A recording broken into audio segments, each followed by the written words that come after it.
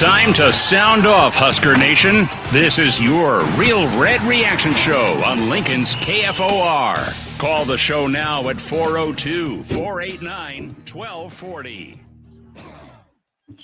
Welcome to it. It's Real Red Reaction as Nebraska hangs on against Rutgers 14-7. It was all about the black shirts today, the run defense, the pass rush, just enough offense in the first half. It was MIA in the second half. Tough day for Dylan Raiola, but hey, Nebraska made it happen despite giving up 2 blocked punts. We want to hear from you on Real Red Reaction, 489-1240, 489-1240, 800-825-5865. We're streaming on Hail Varsity YouTube, Real Red Reaction YouTube, KFOR, Facebook, Twitter, as well as the Hail Varsity Radio Twitter feed at HVarsity Radio and KFOR, KFORnow.com. Elijah Herbal in studio, back from the stadium.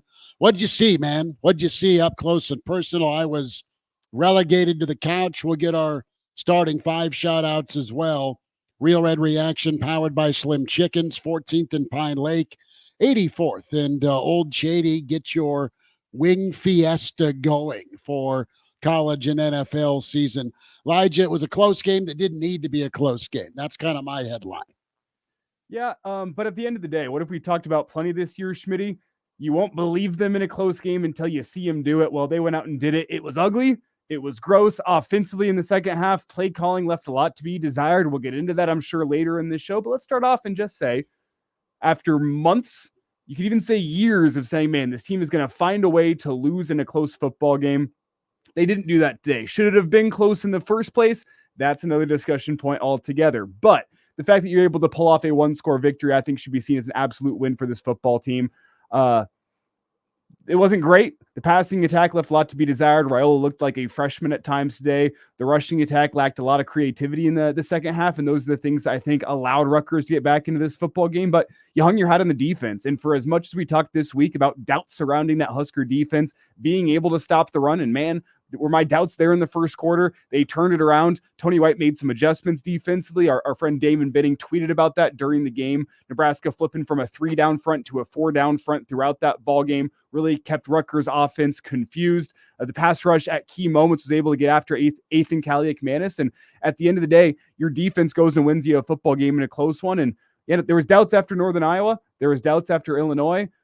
I'm not going to say my doubts have been completely eliminated after today, but I think this defense showed what they are whenever they are on a good day. Today was a good day for that Husker defense, and whenever they're on, they are one of the best defenses in the country. I will say that without a shadow of a doubt. I don't think they were on against Illinois. They were on today, and they proved why they had the preseason billing. So hats off to the Husker defense for going and winning this football game. The offense was gross at times, but 14 points was enough today, and the Husker offense went and got you 14 points. So that's kind of my initial thought on this one. There's plenty of critiques that can be made. Yes, we're going to nitpick. That's kind of the point of a post-game show. This one especially, I think, deserves a little bit of nitpicking, but you can't be mad about the Huskers getting another win in the win column. No, Big Red now moves to 2-1 in conference play. Rutgers just able to hang around, and I love what you touched on with Damon Benning's tweet, where after that first drive, I mean, you had Monangai with 8 carries, 64 yards, and you're like, damn, this may be a long day. But then it was neutralized. We'll get some final stats for you, but we were worried about special teams going into this. You're still worried about special teams going out of this. You don't win a football game very often by allowing 2 blocked punts. But what I guess was the deal sealer for me was, there's not much Rutgers can do against this black shirt defense. And they had the ball at the 2-yard line off their second blocked punt. Huskers drive them back, hold them, get the old-fashioned goal line stand, we'll say the Colorado 1990 goal line stand. And what I mean by that is you get kind of screwed on a penalty, so you get a half the distance to the goal call, and it's a fresh set of downs. Didn't matter. Nebraska wasn't allowing Rutgers into the end zone, so they almost get that pick. Rutgers played pretty well in the second half from a field position standpoint. Nebraska was pinned a lot in their own inside the 10, inside the 5. So Nebraska had one drive that went 10 plays, but they ended up punting.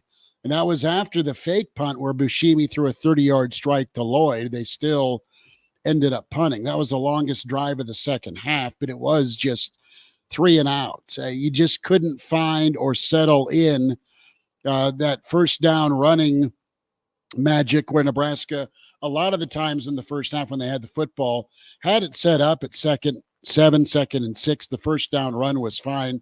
And I'm interested to hear from Coach Rule or Dylan Raiola himself after the game, because for the first time all season, Dylan looked like a freshman and was either afraid or was confused at pulling the trigger on some passing routes and just was off, was short-arming things. And Robert Smith mentioned it, his feet weren't set, and there was quite a bit of pressure by Rutgers in the second half. 489-1240, 489-1240 to get in on Real Red Reaction. Huskers get the win. That's the most important thing for you as a Nebraska fan. But Elijah, you had some shot plays by Nebraska. They had the run game going in the first half. They hit a couple of big plays, 36 yards, 28 yards. Barney with a 28-yarder. And then the screen game to Ramir that set up that second touchdown that felt like, you know what, things were going to cruise for a little bit for Nebraska. That didn't happen. The defense, though, really made it happen today. Just that 150-yard short field around the 4.5-minute mark is when Rutgers finally got into the end zone. But they had the ball on Nebraska's side of the field, and we talk a lot about the red zone defense. Nebraska's red zone defense was phenomenal today. Really just not a shutout, but it felt like it was going to be a shutout. It felt like those 14 points were 28 points.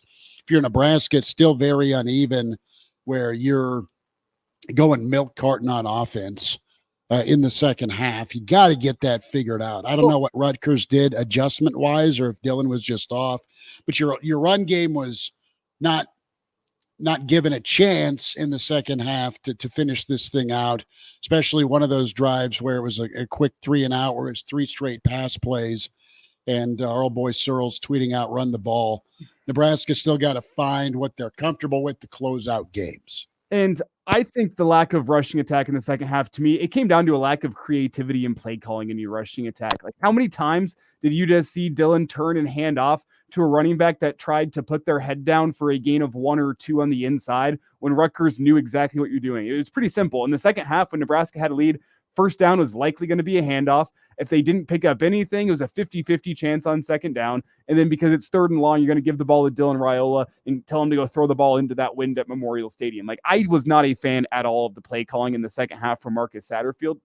And I'm going to illustrate a point for you because Rutgers expecting the run, stacking the box, playing downhill. Doesn't that feel like a prime opportunity for Dylan Raiola to turn and hand to Ja'Cory Barney in motion? Like, didn't see that today. The lack of creativity with your rushing attack. You can also look at bringing in Harburg and making the defense think in the second half in that way, saying, man, why is Heinrich Harburg in the game? Even if it's just as a decoy, that's something you can do to spice it up. It was so much of just Nebraska coming out in I formation or single back or shotgun single back and turning and handing to a guy trying to run in between the tackles where there wasn't much there. Didn't like it. I'm not a play caller, so I tried to give you my best idea of how I would have spiced it up a little bit in the second half, but the creativity from a running point of view, I think left a lot to be desired in the second half, and that's why Nebraska struggled to pick up yards.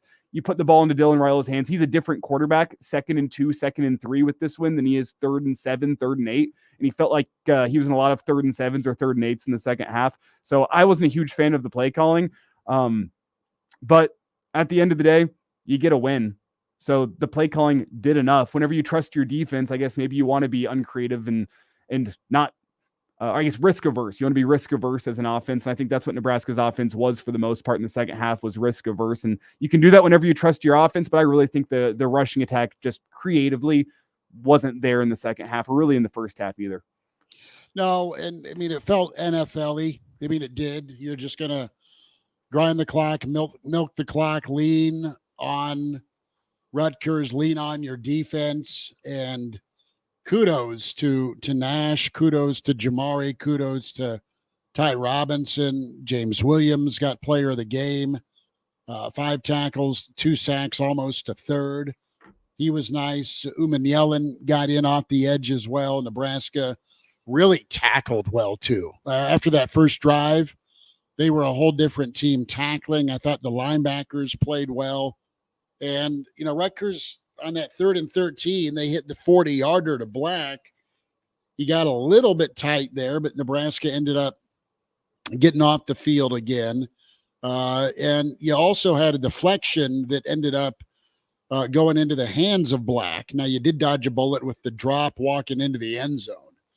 14-7, you'll take it, but there is, every time announcers talk about, Big Ten, Nebraska and the Big Ten race, at this point in the year, you know what your defense is, right? They looked back to being the defense of last year, the defense that was supposed to be the defense throughout this season. They're back in form. Offensively, the run game, they didn't run as well as they needed to in the second half. They're still not a team who can run the football when they have to run the football. And then when your quarterback's off or in tough situations, to your point, it makes it tougher. And sorry, not to cut you off, but that's kind of the point I was making about the creativity in the run game is you can try to play like Michigan does, which is, hey, we're going to run the ball. We dare you to stop it. But Nebraska doesn't have the pieces right now to be able to do that consistently against Big Ten opposition.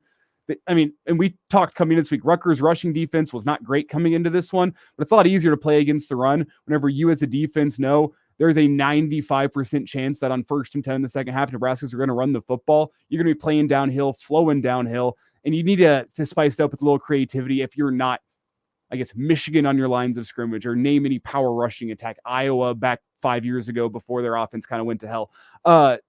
Whenever you don't have that dominance up front to be able to just turn and hand off and say, we're going to run the football, we dare you to stop it, that's when you got to bring in creativity. And Nebraska isn't at the point from a rushing point of view where you can say, you know what, everyone in the stadium knows we're going to run this football. We'll tell you where we're running it and you still won't be able to stop it. Nebraska's not at that point just yet.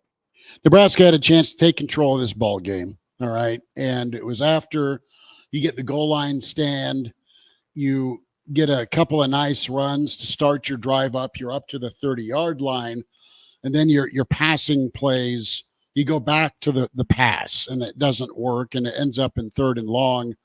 So Nebraska, though, their offensive line was beaten up on Rutgers in the first half.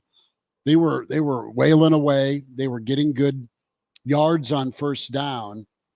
And they were also able to kind of control the flow of the football game through that. It was just a second half that you need answers. This team's far from a polished product. You're going into the break, the bye, it's 5-1, but you just haven't seen 4 quarters from the offense. You saw 4 quarters from the defense, and you saw Bushimi unleash a couple of nice punts today. Also had a couple of blocked.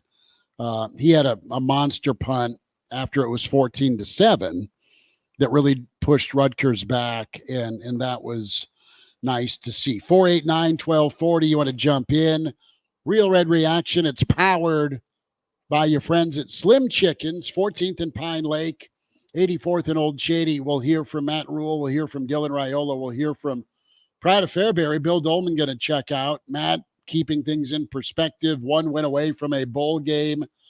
That's totally something to keep in the front pocket. Vic, his pregame prediction was 28-14. Got the 14 right. Vic, Duck, Kind of looking good at the half. The interception by Dylan was a bit odd. Well, they just kind of dropped the guy into that slant route, and he didn't think the guy would react, or maybe he didn't notice him. 3 Putt says defense. Yeah, defense was it. NASCAR Eric is asking if Sat fell asleep in the booth. That's fair. It was really, really rough to see that offense not do much, if anything, in the second half. Real Matthew is not happy with special teams. Black Hills Brennan said that pregame was a 17-7 prediction and 14-7. That thing coulda, shoulda, woulda, right? What should that game have been? Should it have been a 24-7 Python affair where you just snuff them out? Should it have been a 21-7? Should it have been a shutout? Snitley checks in, says Raiola didn't look comfortable all game. Body language wasn't great either. I think he was frustrated. I don't think after he got sacked on one of those third down plays and planted Elijah, he kind of looked different, and that was about midway through the third quarter. So maybe he was dealing with a little bit of a boo-boo or something like that. But Mr. Erickson checks in, defense dominated. Thank goodness for the black shirts playing up to that elite level and making it happen. And back to your point about Raiola here really fast, because the broadcast crew up in the booth with Sharpie and Damon kind of made a point about this where he didn't look like himself on the sideline. The confidence and the energy that you usually see from Dylan Raiola wasn't there today. I think it could be a combination, and this is me playing outside. We'll see what he has to say about it post-game, or what Matt Rule has to say about it post-game. JP is down at the pressers. He'll be sending us that audio shortly so we can get it to you. But you wonder if the wind combined with the first really bad freshman mistake, along with some protection issues where he was scrambling around, that's a confluence of factors that can take the confidence away from a freshman quarterback, combined with the lack of rhythm that you had offensively in the second half. Like whenever you're throwing into the wind from third and behind the sticks, it's a tough place to be as a freshman quarterback. But it was clear from watching on the sideline and then what the radio broadcast said as well, that Dylan Raiola from a confident standpoint wasn't necessarily himself today. Well, you could be Alabama today. Most Saturdays, that'd be a good thing. But old Bama got upset by Vandy.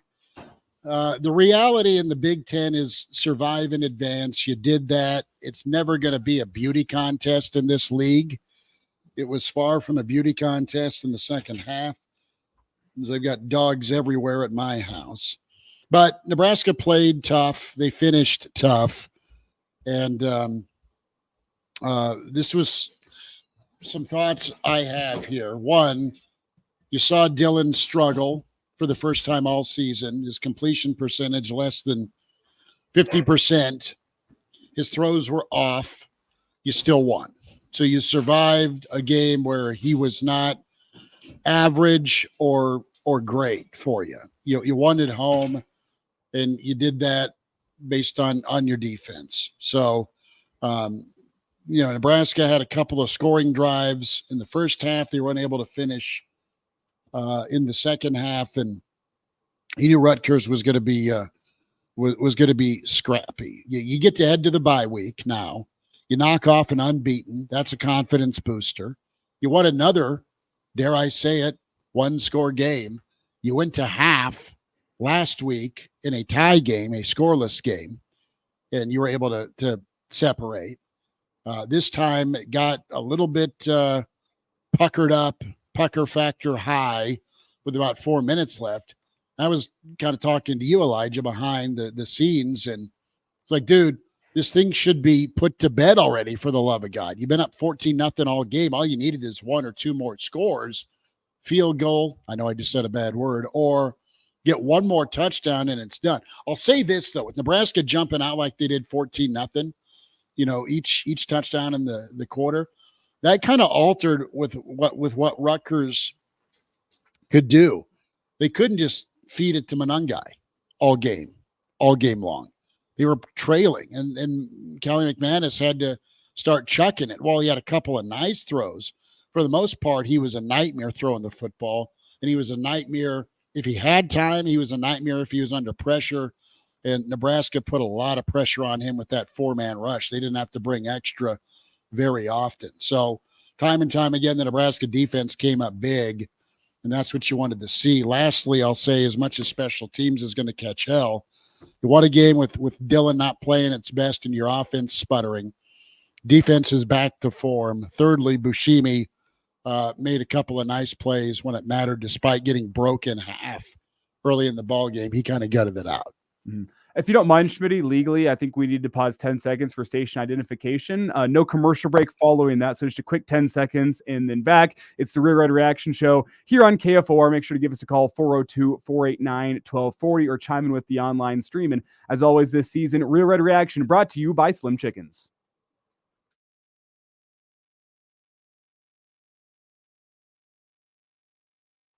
This is your station for local news, talk, sports.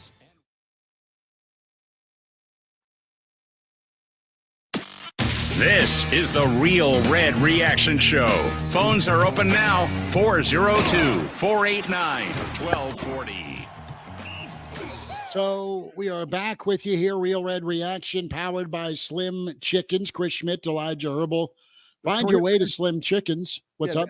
I said the shortest commercial break in history, and I'm sure that sounded weird for everyone on the stream, but it was a quick legal ID. The FCC would kick my ass if we didn't get that in there. Sure. So you have 14th and Pine Lake, 84th and Old Cheney for Slim Chicken. Stop by and get your fingers, get your desserts, get your wings, your sweet tea. Get a salad. You know, salads aren't an awful thing right now as you head into the bye week. And we'll get to some of our stream comments as well. But Nebraska, 5-1. Ugly ball game. What were the conditions like? I know what they were like in my backyard. You walked to the stadium, you walked away from the stadium. Put it into words for those that weren't at the game, just trying to throw in this crap today. The wind was, all I can say, was swirling. We talked about the wind speed and it was there, but you'd look up at the Jumbotron, you got the big American flag as well as the big Nebraska flag there. And they were oftentimes pointed a completely different direction than those field goal posts, the flags on top in the north end zone, which are pointed a different direction than the field goal posts in the south end zone. Like that Rutgers missed kick, if you remember, the wind was blowing pretty strongly left to right. That's crazy because it was blowing the complete opposite direction when you looked back up at the Jumbotron replay. So the wind was blowing towards the east on the Jumbotron side of the field, and then on the other side of the field, it was blowing towards the west. So the wind was tough to deal with all day long, swirling, kind of changing directions, moving different ways.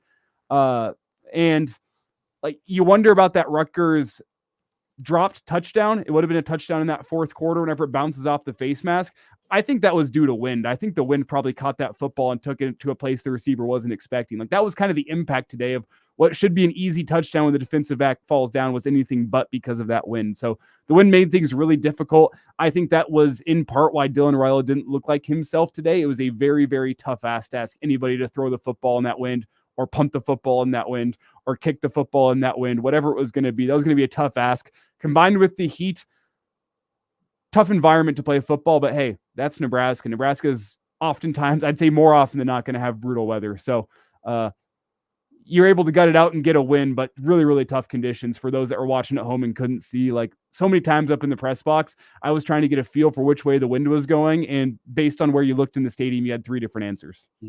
Well, yeah, and the thing switched at halftime. But we talk about coaching and some tweaks and adjustments. You know, how is the coaching matchup going to reveal itself this week with Schiano and his staff versus Rule and his staff? And we know the job that Bielema and Illinois did specifically in the goal line, right, where they outcoached Nebraska, and they had a game plan with a little tempo, and they had a game plan to keep running the football, stay patient with it. Paid off in that overtime win. This instance, you had Tony White and the Nebraska defense have something up their yellow sleeve with the ability to give different looks that Rutgers wasn't anticipating or able to handle. I want to go back to that 3-man and 4-man look where it really kind of hamstrung or handicapped what Rutgers wanted to do, on top of the fact they're down 2 scores, so they had to alter what they had to do and wanted to do on offense. They couldn't just ground and pound it. Maybe they'd have been better off trying to make a living running the football with long drives versus letting Kelly McManus throw the football as many times as he did. So Nebraska hung on. They hung on in a 1-score game. But Didn't need to be that way. That's my takeaway. It shouldn't have been this close, but you'll take it and put it in your back pocket as a win. Snetley chimes in. I agree with Elijah, but my question is, knowing the windy conditions, why don't Nebraska run quick underneath routes instead of 4 deep routes? Excuse me. Fair question. I mean, there's all sorts of passing options you have, Elijah. You can check it down. You can find the tight end. You can do a quick little throw. The old inside trap that Bonner scored on. That was sweet. That was great play design. That was a little differentiated run game, right? That was ultra creative run game play calling by Sat. But you just, I don't know. Where did that creative play calling go in the second? I don't know. I don't know if Sat just said, let's get Dylan some more throws in the second half. You're up 14-0 in live bullet action or what? But I need to know why they just didn't figure out a way to run it successfully, I guess. Steven has a great point too. With the wind conditions, all the more reason to have Harburg in and run some sort of package there. And what did you text me before that final drive, Schmitty? You said if you're going to run the football, get Harburg in there and have him do some quarterback run, or at least the threat of the quarterback run. Sure. And it's not like you're benching Dylan. You're just, look at Penn State. Look what they did with their H-back package against Illinois. Uncle Mark chimes in, being able to win with bad quarterback play today shows growth. Play calling late was brutal. The play calling late was, and I'm not excusing it, Mark, but was probably trying to get Dylan going, I guess. I don't know. That better be the answer. But at what cost? 14-0 turns into 14-7 because, God forbid, your defense doesn't get a 3-and-out or a 4-and-out one more time for you.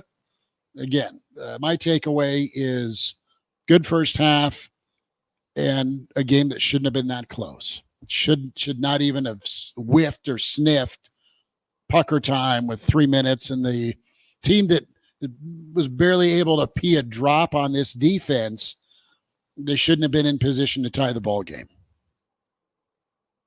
So we'll see if Nebraska is this the rest of the year, or if they can get it figured out. Elijah, they're really feast or famine in a football game where they can put a half out where they're up and in control. But again, the killer instinct aspect, they've been unable to chop anyone's head off. Yeah. And the two sides to that are, and I've seen comments kind of going both ways in our stream chat here. We encourage you to chime in with us. Find us plenty of ways to do so post game. So if you're driving home in your car, maybe you pull up in the drive, you're like, how do I continue this show? The Real Red Reaction Show YouTube, you can check it out, or Hail Varsity on YouTube. We'll both have it streaming live, or find Schmitty and I's radio show Twitter feed at H Varsity Radio is where you can find it as well. So those are all the ways you can chime in. I've seen this both ways, and I think both things can be true. On one hand, it is encouraging that you got to win. You're one away from bowl eligibility. You won a one-score game for a change. All fantastic things, reasons for optimism. But on the flip side of things, you have plenty of games coming up on your schedule where that kind of performance in the second half isn't going to fly. Like, imagine you have a 14-point lead against Ohio State. Let's just imagine real fast. And the offense does that. You lose to Ohio State. Their offense is a lot more explosive. They're going to cause you issues if your defense is on the field that much against a team like that. Or USC. I'd even go as far as to say Iowa, because the low-scoring slugfest affair nature is how Iowa plays football. And we've seen it time and time again over the past decade. Iowa would find a way to win that football game against Nebraska if they were playing Nebraska today. So reasons for optimism, but also reasons for concern. I've said it before, this team is good, not great. And I think you can be more optimistic by the fact that they won this football game in a one-score affair than by the disappointment. But also, as the season goes on, you need to continue showing improvement. You need to keep on getting better because the level of opposition is going up. And I think you have a better opponent coming in 2 weeks after the bye with Indiana, a high-flying offense that is going to probably score some points in this Husker defense. And if you get that Charmin soft offensively in the second half against a team like Indiana, they'll make you pay, because I really like what their offense has put on the field thus far. They haven't really played anybody, but I think you can still see with the eye test that offense is going to cause some problems. Well, Ken's like, for crying out loud, Rutgers was undefeated. they were unbeaten, and they won at Blacksburg. They won against Washington. I mean, they were a decent squad coming in here.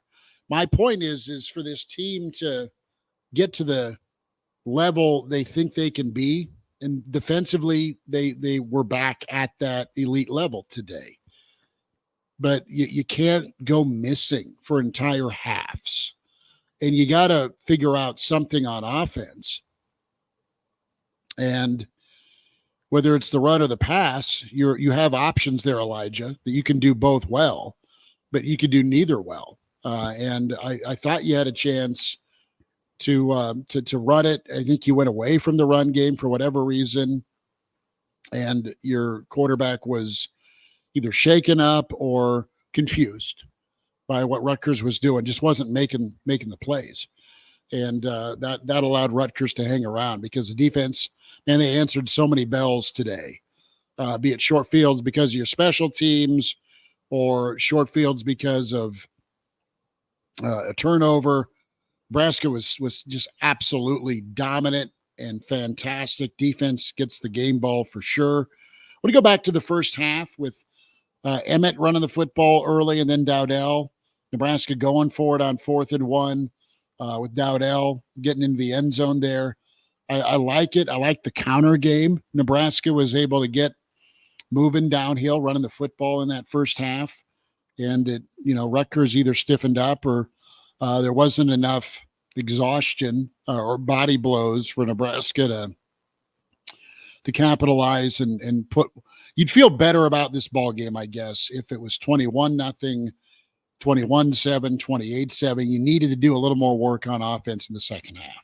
A lot more work.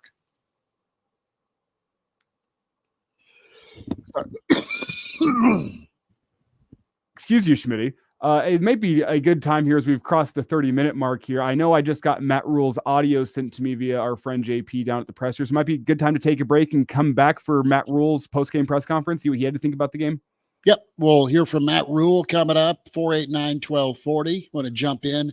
Welcome to Do It, Real Red Reaction, powered by Slim Chickens, as 14th and Pine Lake, 84th and Old Cheney, both locations for you, KFOR, KFORnow.com, where you can stream the show. As we're going to step away for a moment, I'm going to call the dog catcher to take my German Shepherd, who's going nuts. People are shooting off fireworks, Elijah, like it's a 95 Orange Bowl in the neighborhood. They're excited for a conference win. And we'll hear from Matt Rule, from Dylan Raiola, and more from you in the stream or on the phone lines, Hail Varsity YouTube and the Real Red Reaction YouTube, KFOR platforms, Facebook and Twitter, Hail Varsity Radio, Twitter, and streaming, KFORnow.com.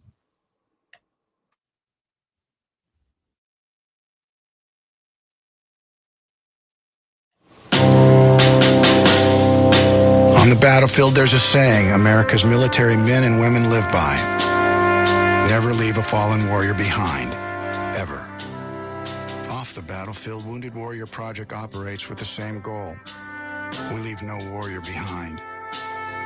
Wounded Warrior Project is a non-profit organization created to help armed men and women returning home with the scars of war. Whether those scars are physical or mental, we're here to make sure that they heal. And whether it's helping those with post-traumatic stress disorder live a normal life again, or giving much-needed support to injured warriors in veterans' hospitals.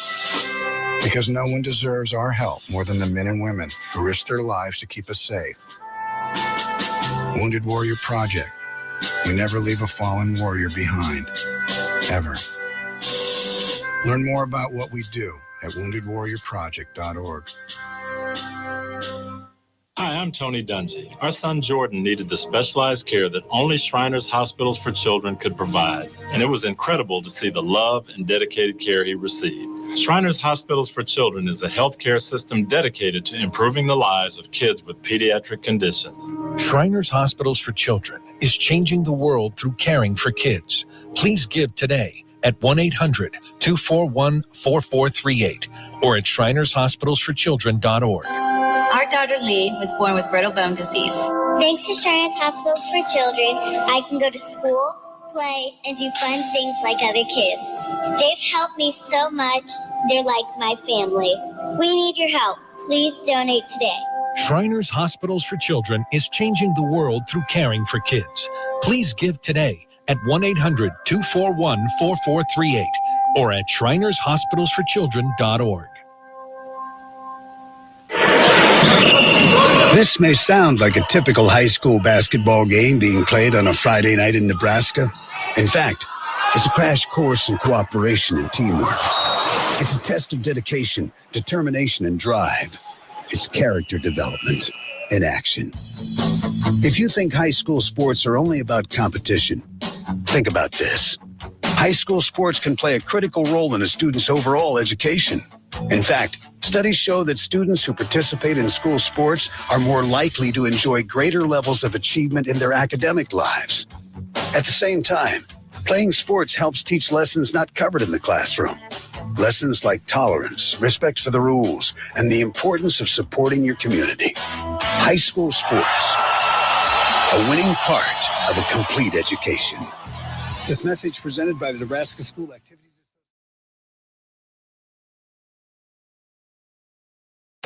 Get your thoughts on now. The Real Red Reaction Show is unfiltered at KFOR. Back here, Real Red Reaction on KFOR, KFORnow.com. Zach chimes in. We'll hear from Matt Rule in a moment. 489-1240, 800-825-5865, and at least two occasions in the fourth quarter. Sat could easily passes in the boot where Dylan had Barney and didn't throw it. One, he took the harder throw back to Fedoni, incomplete. Another, he ate a sack. DR was rattled. Fair enough. Not all of it's on Sat, except technically calling the pass play. And I know they weren't getting 17 to carry. Game Dog says, let's not put Nebraska anywhere near Bama. I am not Game Dog. Bama's elite. They just forgot to show up in Nashville. Nashville may burn tonight in a empty pile of fireball shots and whatever alcohol gets consumed as Vanderbilt not only beat Alabama, but beat number one Alabama in the throes of that Georgia game. Yeah, and you about said Nashville's going to burn in a good way, and I don't think there's ever a good way for Nashville. The Vandy fan base will be on fire in a good way. How about that? Yeah, that's awesome for them. That is awesome. You made this observation early. Nebraska, from time to time, would employ a sixth offensive lineman. Oh, yeah. That sixth offensive lineman was Bazooka Mazuka. Please expand a little further, Elijah, on what an offensive lineman saw an offensive line doing. I saw an offensive line that, from a running lanes point of view, was night and day different with Micah Mazuka in the football game. And yeah, it's always great whenever you have another offensive lineman, more beef, a heavier package. Like, that's the goal. But Mazuka remains Nebraska's best offensive lineman from a running point of view, and I'd argue from an overall point of view as well. And it's hard to say that because we haven't seen him in conference play as a starter. So that lacks just a little bit of context, but the limited snaps I was able to see today confirmed what I thought coming into this game, which is, despite the fact that he's a backup, he's not a backup because of anything that he does on the field. On the field, that dude is a difference maker for Nebraska's offensive line. Anytime it was 3rd and short, 4th and short, 3rd and goal, Nebraska brought in Micah Mazuka to come in and play the quote-unquote tight end position, line up on the end of the line of scrimmage. So it was next to Ben Hart. You got that formation back with those two next to each other, and it went right back to road grading. Micah Mazuka is a road grader offensive lineman, and anytime he came into that football game today, he was a difference maker. I'd call him one of the most important pieces of that offense, despite the fact that Matt Rowe wants to call him a backup. That's not for what he does on the field. On the field, he's an absolute difference maker, and you hope you see him back on this field again, because anytime he steps foot on that field from a chip on your shoulder point of view, this offensive line changes. And just from a push point of view, this offensive line changes. There was one play, 4th down and 1, where Nebraska went with the inside run play. Mazuka down blocked. You have a linebacker trying to shoot through the gap and make a play in the backfield. And Mazuka laid a shoulder into him, and that dude went flying. And it opened up a hole for, I believe it was Dante Dowdell to power forward and pick up a first down. That's the difference that he makes. You hope you can see him back on the field in the starting capacity sooner rather than later. I think there are some off the field things he needs to deal with before he can do that. But the evidence I saw today showed me yet again that he is Nebraska's best offensive lineman, and you hope he can be back on the field sooner rather than later. But I think, as Matt Rule would say, that's up to him. 49-12-40. Nebraska has work to do on offense. They have lots of work to do on special teams. Defense was ready to rock and roll, to just keep reiterating that. And it's nice to see the defense playing at that elite level. Let's hear from Matt Rule. We'll try and check in with the pride of Fairbury, Bill Dolman. Tiger Shark says you have Mazuka with one hell of a left hook. Does so on the field for sure. And here is Matt Rule post-game, what he thought. Before I start, I just wanted to just pass on my condolences to the Clare family, the loss of Dr. Pat Clare, and just the 40 years of dedication. His sons, their continued dedication to the university. I believe our second academic All-American, and that was a heavy heart when we learned of that news this week. But a life well lived and a legacy well lived. And I want to say thank you to Dominic and Sue for coming back and, in his own quiet way, didn't want to give a big speech, just wanted to meet the fellows and answer questions. And, it's kind of funny. He said a couple things I say all the time. And I looked at Deshaun, and Deshaun said, yeah, Coach, he says it just kind of hits different. I said, thanks, Deshaun. But and Dominic and his family, just so blessed that they were there. And then finally about the game, that was a close win. In many ways, it was a tough day. Credit to Rutgers, credit to Greg Schiano. They did a ton of things against us, but we didn't turn the ball over but once. We won the turnover battle. And I thought it was as great a defensive performance that I've been around. 6 plays inside the 2. Just whereas maybe 2 weeks ago in Illinois, we were kind of looking at the clock, worried, are we going to win? I thought this game, this day, the guys just wanted to keep going out there and playing. And they'd have kept playing another series if we let them. So proud of the guys, proud of the team win. And Boomshini, I thought, was an all-star again today. So with that, I'll answer your questions. Coach, were you expecting that many big plays, impact plays from the defense as you saw, especially in the second half? We knew it was going to be a challenge. We talked a lot about the run game, and we knew number 0 was quite a player. Now one of their wideouts, Strong, was down. And we knew Calic Madness how good of a player he is because he beat us last year at Minnesota. Same type game, right? 14-3, whatever it was. He makes the play down the stretch, taking 2 minutes. So it was almost like, what do they call Groundhog Day? It was almost Groundhog Day. He gets the ball back. He's going to go down there and score.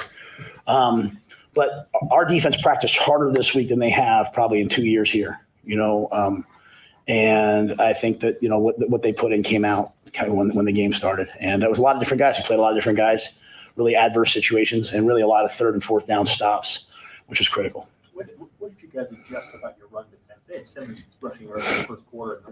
I don't think they got the 78 for the game. What did you guys do? Yeah, I think it was really kind of 2 things. I think they played the first quarter into the wind, so they really ran it a ton into the wind. The wind was really a factor. People won't see them on TV, but that was really, really a factor. And then maybe not as much in the second half, but certainly in the first half.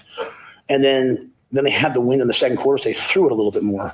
And I thought if you go back to the first half, really a lot of those plays were just missed tackles. Gift comes off the edge, hit him in the backfield, just missed the tackle, right?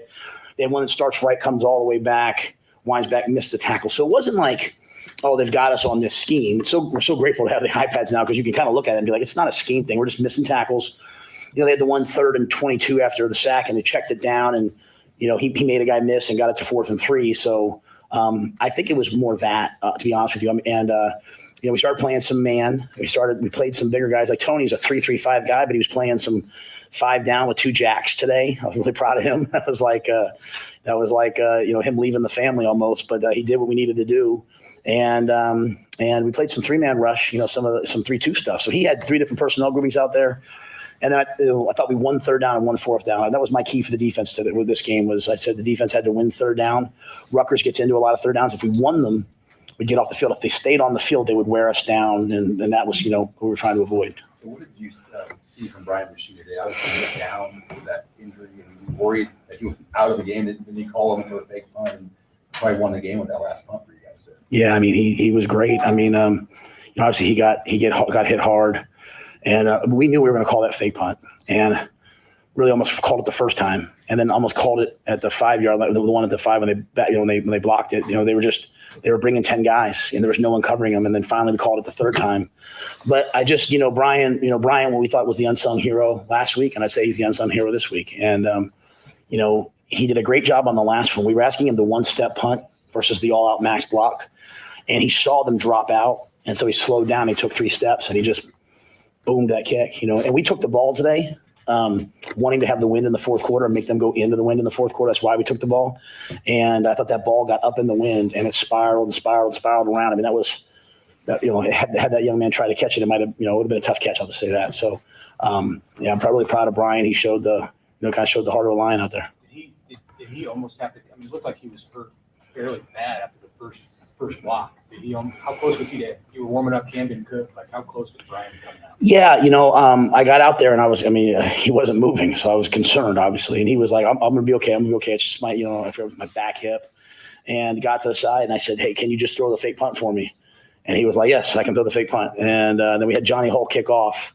And, I said, well, can you throw it into the wind? Just, and he was like, yeah, I can throw it in the wind. So he was just locked in. I think he's the guy who's burned the boats in his brain. He's going to do whatever it takes. And medically, he was fine. Just, I think he just took a big hit and was hurt, just felt it. At the goal line stand, they had 6 cracks after that block punt. How impressive was that, and how important was that to the grand scheme? Yeah, I think the thing that our guys are learning is when you have some adversity, it's an opportunity for you to rise up and do something special. I think we're getting past the point of wanting things to be easy, hoping the other team doesn't play well, and just wanting to go out and play well ourselves. And so that's the message in this building. Hey, don't want it to be easy. Go out there and play. And I thought they took the field. They wanted to get out there. We took the PI, and they played hard. I mean, Tony had a little twist stunt. He ran twice, and Nash came around one. I forget. I don't want to not give credit to somebody, but they made big hits and kind of knocked it out of there, and then just defended the fourth down play. So just some really great stuff. And it was a tough day in the second half on offense, right, and really on third down. But we did come out and hit that ball to Jay Lloyd, which kind of opened the field up a little bit, and so then we were able to at least kind of get out of there. And I might have the drives messed up, so you have to forgive me that things go fast for me in the game. But I thought the defense, they didn't really care what happened today. They were just going to keep playing. What lessons do you think Dylan can take out of the day-to-day when they were coming after him, and he had some moments he played like that?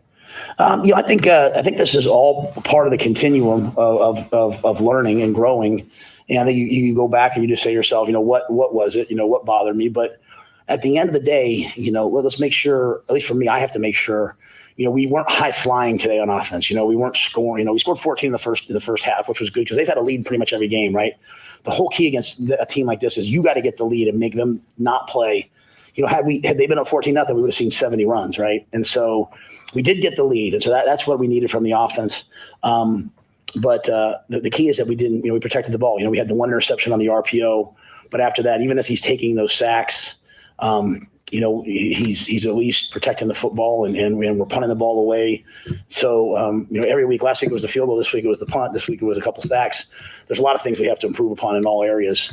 Kind of as we fix one thing, something else pops up. But that was a day for the offense, as I said to them just in there just now. They were having to draw these things up. And Greg Schiano is one of the greatest defensive coaches that there is, and he had stuff out there that was really confusing. He had Mike linebackers playing D line, and guys are trying to figure it out. So we'll get better from it.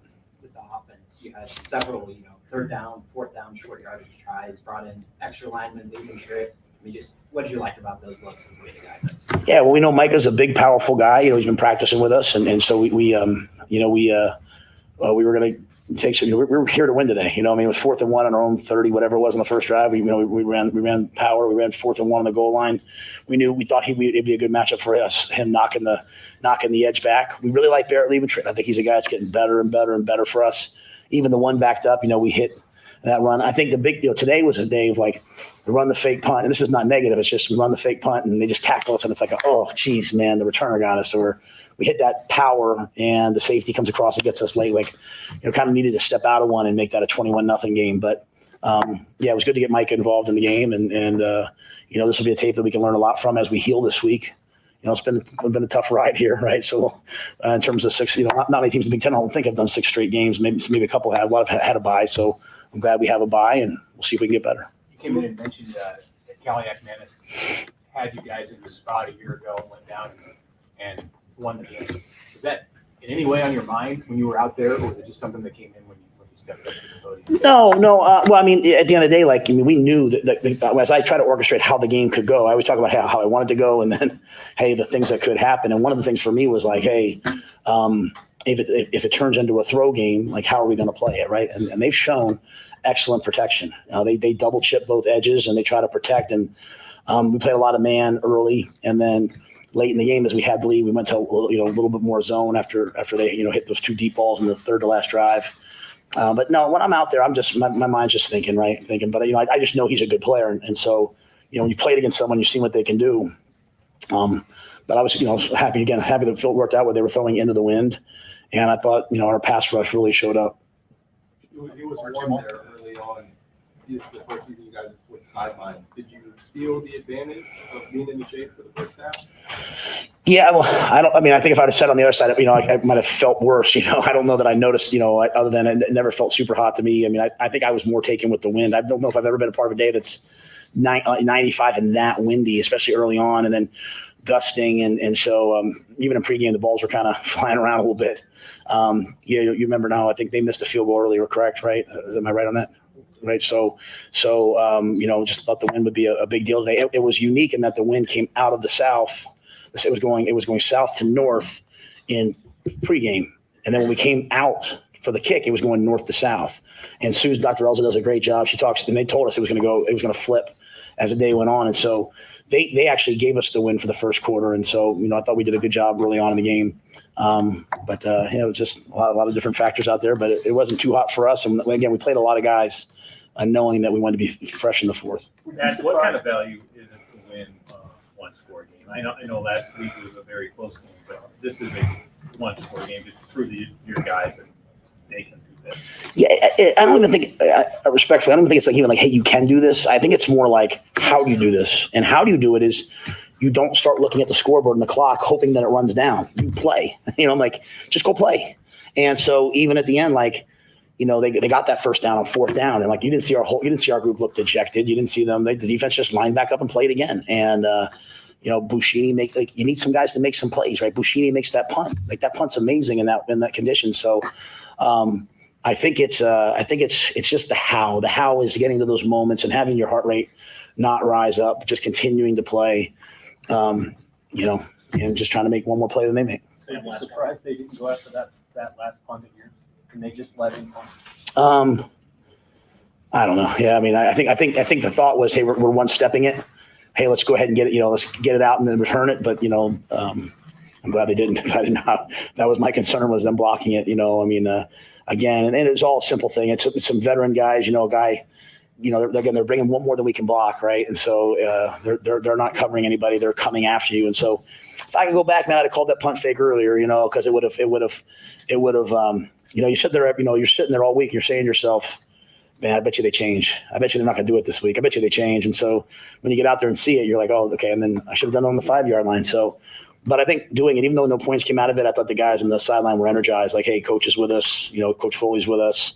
Ed designed it. When I say I called it, Ed wants to call it every time. It's just me being like, all right, as the game manager, okay, let's do it, Ed. So it was a big time call, and it worked out. It flipped the field, and maybe that slowed them down later on in that last drive.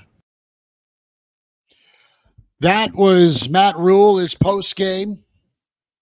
Walter in Philly is asking about my beverage here. Is it loaded with vodka? I wish. I'm trying to get back to the point, Walter, where I can be in public again. This is water with a little bit of the fruit punch, whatever. The Mio? No, it's the Crystal Light. Yeah, thank you. My wife's got the old economy size of it in the pantry, so I just put some Crystal Light in it. So Well, it let's is be clear. just You're doing that until you can be in public again, but I'm not sure you can show your face in public again after your picks this week. picks were fine. Were they? I was good in the first half. I think during our Barney sit down, I said, "How about Vandy to cover?" What'd you say during the Friday forecast with that last game? Oh, I said the Friday forecast. I said Rutgers 24, Nebraska 21. There it is. All right, I was wrong. I'm happy. Yeah, Tiger Shark says it's a full 12 ounces of cough syrup. That's funny. It's Wooter. Sorry, Walter. But yeah, numbers, brother. Numbers to get into is the Pride of Fairbury's in the on deck circle, 489-1240. It was pretty good. We were joking about the old 5-2 defense. Becky brought that up in the pregame. And the old 5-2 defense, as we've talked to Coach McBride about it, is really the old 3-4, where you just take two of your dudes that were your stand-up backers into 3-4 and put them on the line. And I got a kick out loud. I laughed out loud during the rule press conference about we thought Tony might have left the family, where he had two jacks playing and he had 5 down linemen. So that was a nice adjustment. We talk about this league and how tough it is to match wits coaching-wise. Nebraska was ready to go, but this is phenomenal. So we're not – if you take sack-adjusted yardage, you take 36 yards and 4 sacks, that's minus 36 yards. Nebraska finishes 42 carries for 98 yards. Sack adjusted according to the stats that Nebraska has provided is 130 yards rushing. So I'm not sure where the impasse is there. So what I was looking at here, 42 for 137 is what Nebraska ran it for today. Compared to, let's see, 107 rushing yards for Rutgers with the sack adjusted according to what Nebraska has provided. So that's newer. So the point is you ran it well enough in the first half. Rutgers, for the love of God, they made their living on third down conversions. They are top 3 in the freaking country. Okay? 2 of 14 today because of the black shirts, because it wasn't 3rd and 3 very often. They were 2 of 6 on 4th down. Think about that money down. They went a whopping 4 of 20. Trying to move the sticks on 3rd or 4th down. Impressive. Nebraska was 7 of 19 on 3rd down. There was that big 3rd down that kind of got a drive going in the second half. That drive ended up stalling, the one to Lloyd. Really is about the only 3rd down I can remember the Big Red converting. They were 5 of 10 at halftime, so just 2 third down conversions in the second half. But they were 3 for 3 on 4th down conversions. So those are some of the inside the numbers. Well, and we've talked before, Schmitty, about the things that you need to do to win in close ball games. And this was a close ball game. Should it have been? That's another question altogether. But it was. That's the fact of the matter is this is a touchdown ball game late. What do you need to do in order to win those close ball games? Win the turnover battle. Nebraska did that today. Be more efficient than your opponent on 3rd down. Nebraska was today 7 of 19 on 3rd down. And also, let's add 3 of 3 on 4th down from Nebraska. You need to be better in time of possession, which Nebraska was 31 minutes, just 28.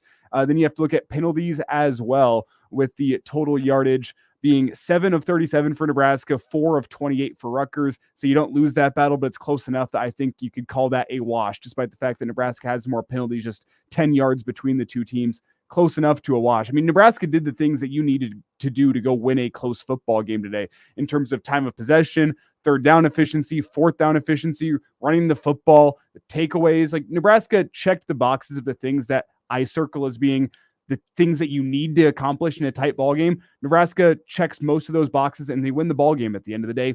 Positives. And as I said earlier, we're going to nitpick on this show. That's kind of the point of a post-game show. At the end of the day, I am more optimistic than pessimistic about the result of this football game, despite the fact that there are reasons for pessimism. And if you don't see the reasons for pessimism, you might be living under a rock or blinded by your fandom. There are reasons for pessimism, but there's a lot of reasons for optimism. Reasons for pessimism. Your 2 blocks you give up on punts. That'll lose you any football game. Yep.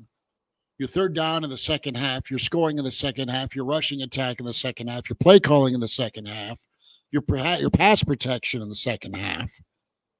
I mean, listen, and Rutgers is good. And what Rule touched on with Rutgers and Schiano, dude's a brilliant defensive guy. So there was a lot of confusion, second guessing, unsure to pull the trigger. If you're Dylan, you learn from it. You get to learn from it from a win. You hear that a lot, but hey, 14-7, you'll take it and run.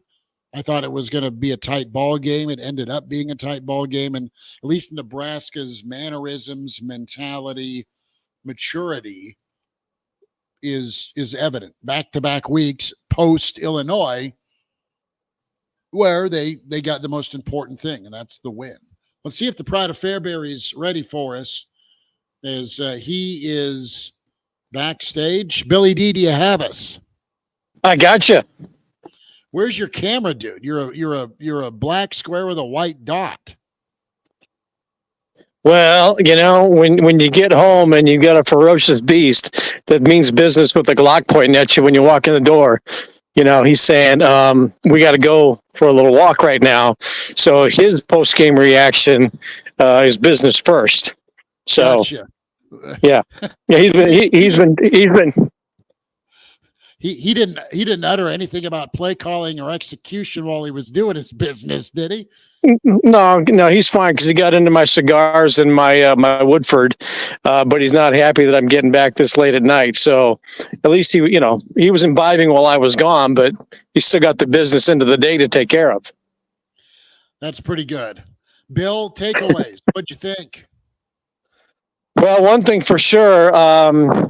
Whoever went to class and learned that having your bench in the shadows of the Memorial Stadium press box on a 90-degree day is a good idea. Whoever came up with that deserves a game ball, because that actually did play kind of a role in the game. Well, one of my announcers on KRNU talked to some of the Rutgers folks at halftime, and Monangai had a terrific first quarter, and it looked like he was going to have a terrific career kind of game. But it turns out he was gassed after the first 15 minutes. I mean, he carried for like 10 carries for about 80 yards or something in the first quarter, something like that. He only carried the ball like 3-4 times after the first 15 minutes. So the conditions, the bright sunshine on the other side of the street, it was a bit of a factor. And you also consider that the wind was whipping so much, and oftentimes it was west to east and blowing. I mean, you get buffeted by the wind all day. That takes a little bit out of you too. So the conditions at Memorial Stadium were not that great for Rutgers, and Monangai was just tired after the first quarter. So kudos to whoever came up with that idea, because Nebraska did have a bit of a climate advantage in the game. Go ahead. It doesn't seem to make a lot of sense. I don't mean to cut you off. This doesn't seem right based on my eyes, but it is true. Dante Dowdell and Kyle Monangai finished with the exact same average yards per carry, 4.1 yards, which, based on how that first half went, you wouldn't have thought that would be the case, but that's how it ends up.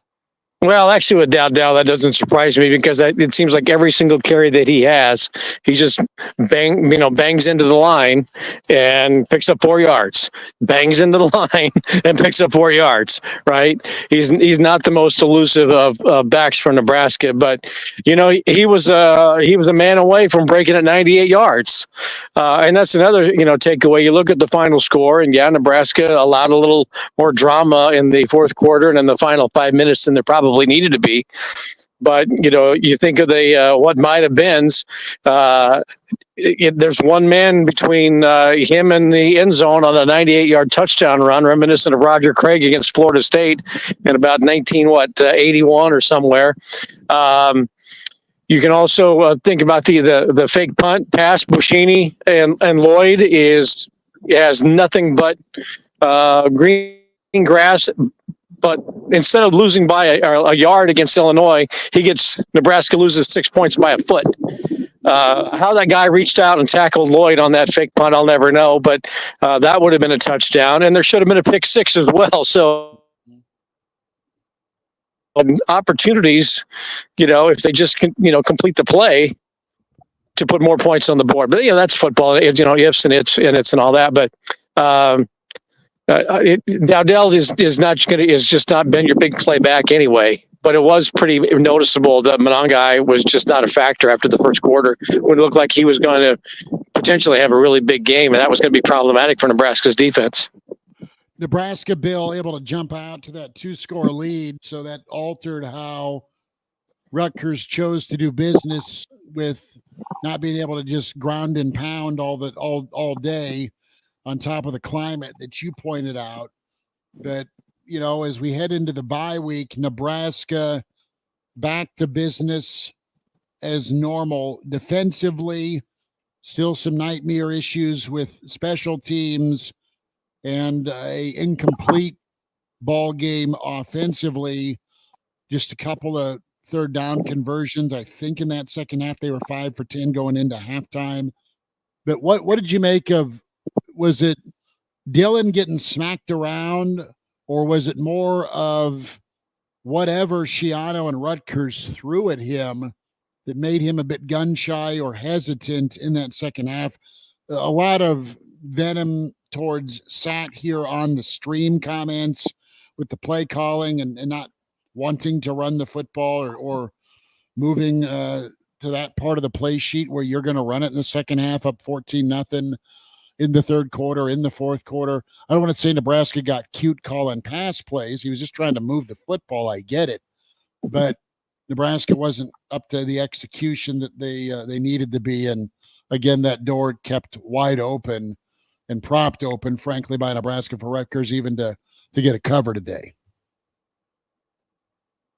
Look, I think a lot of this goes to Greg Schiano, and it's something I talked about all week and have mentioned the last several weeks. Nebraska's two biggest tests in the first half of the season were going to be against Illinois and Brett Bielema, who has had time to implement what he wants to do. At Illinois, the foundation is in place. It's year 4 from there. And Nebraska ran into a team in Illinois that had scouted Nebraska well and had a game plan, and they executed it. And Nebraska almost won that game, but that was coaching. And the same thing with Rutgers. Greg Schiano is perfect for that job. He should never, ever leave that job again to be enticed by the NFL and the Giants or the Jets when they come calling.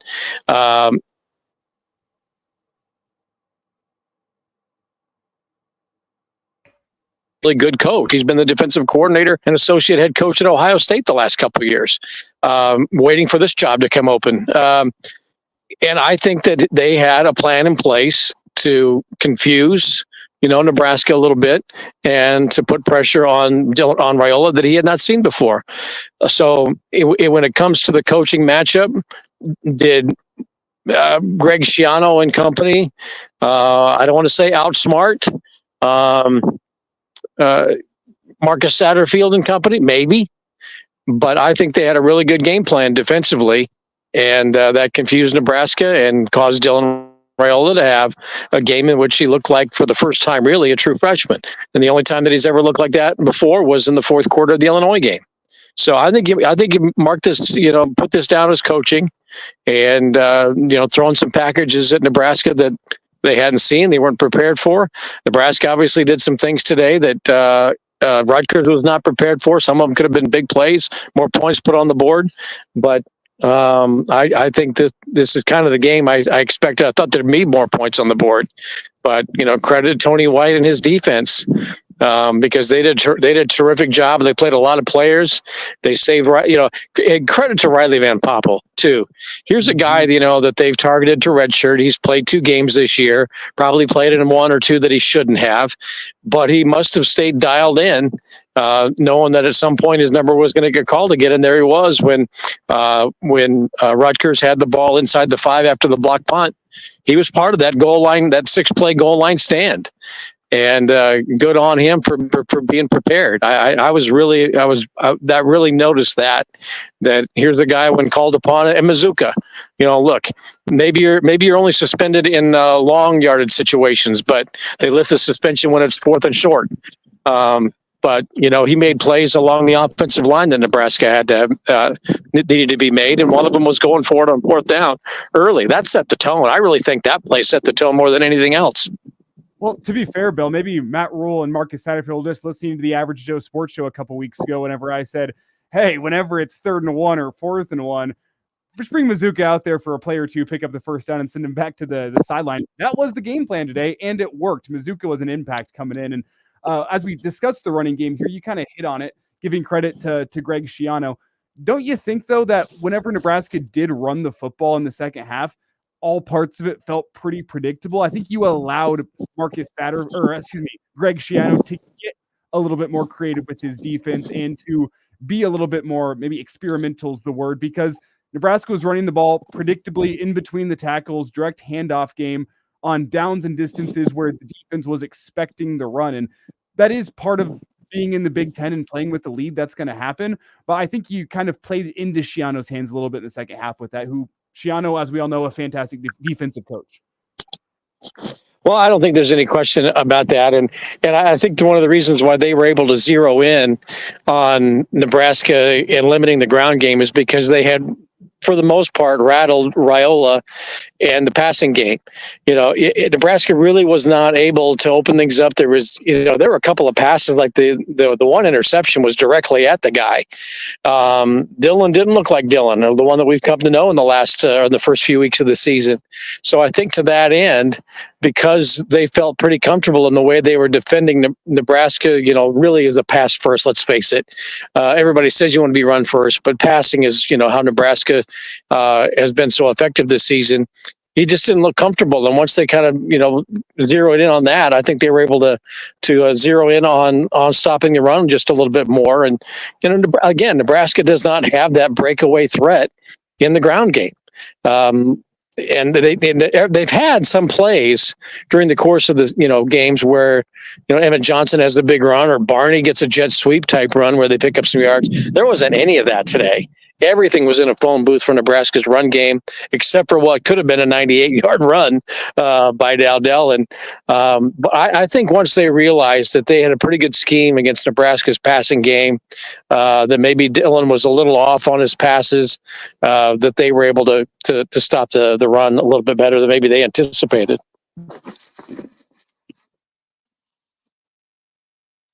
Schmitty, you muted yourself. Schmitty, you muted yourself.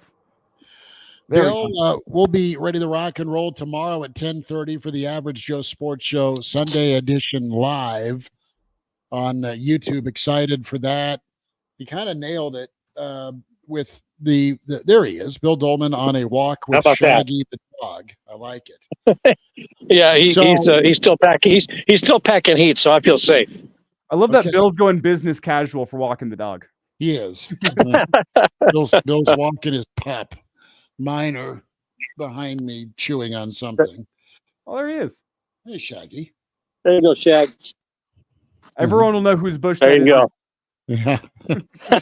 So Crypto King is calling his shot, saying Nebraska will win 10 games. Crypto King, thanks for checking in on YouTube on the stream. Crypto mixing of water. No, well, and that's it. People are getting after us a little bit about hey, they won a tied ball game, they won a Big Ten slugfest. And listen, yeah, this is a game they find a way to set themselves on fire in past seasons, past years. Get it, totally. But I'm saying moving forward, Nebraska, with their defense and with some of the weapons offensively, you're going to need to maybe go win a shootout in Bloomington here in a couple of weeks. Don't know, but you're going to need to put up more than 14 points. I do know. Ohio State, don't even. But the point is you've seen this movie too often with the offense going milk carton in the second half this season. But look, those teams, look, Ohio State aside, those teams are going to have to figure out a way to beat Nebraska's defense. And I still think that that's a significant thing, that Nebraska, when those guys are dialed in, and they listen to the Average Joe Sports Show, and what you said, I appreciate them listening, because I said if anybody's going to have to take a mulligan after Illinois, it would be Robinson, Hutton, Baker, Butler and company. And let's face it, Ty Robinson and Nash Hutmaker were monsters today. So thank you for being in the Average Joe listenership with Sunday mornings at 10:30, and of course our midweek show. But I said those are the guys that had to really. He's frozen. He's going Han Solo on us. They were big time difference makers today, and those other teams. Look, Indiana's had a great start to the season, and their signature win really is the dismantling of UCLA. All right, how good is that? The same thing we said a little bit about Rutgers, and I mentioned this yesterday on Hail Varsity. Look, they played Howard, Akron, Virginia Tech, and Washington, and probably should have lost to Washington, but this was Rutgers' toughest test of the season, and they made it close, but they didn't pass. So those teams down the road that have to play Nebraska in the black shirts, this is a conference build. I think a confidence building win for Nebraska. So, Indiana, yeah, they're much better than people anticipated. Ohio State's going to be tough. UCLA coming to Lincoln, Wisconsin, nice name, but can you say Luke Fickell has established his program up there, as well as Rule has established his program here in 2 years? I think you'd probably say Rule so far is ahead of what Fickell's trying to do at Wisconsin. So I think there's at least 2, probably 3 wins, and maybe Nebraska sneaks one somewhere. But the defense has to play. The defense has to continue to play at the level that it's playing, in case you have off days like they had today with Raiola and company. No, I think moving forward, though, what I want to see if I'm a Nebraska fan in October and into November is defense that stays like they've been playing, play great ball. They've ramped up to playing their best day, which was today. They owned it. They dominated. They were great. Need the offense to complement all game, not just part of a game. And then from a special team standpoint, just don't blow any more digits off. All right. that was bad. Bill, we're going to let you hop in with Shag. Ken, thanks for the $10 donation. Crypto King also gave us some donations. Allegedly, there is money we can convert once we're tipped, Elijah, that could be used for all of us for alcohol needs. Is that true? I don't know.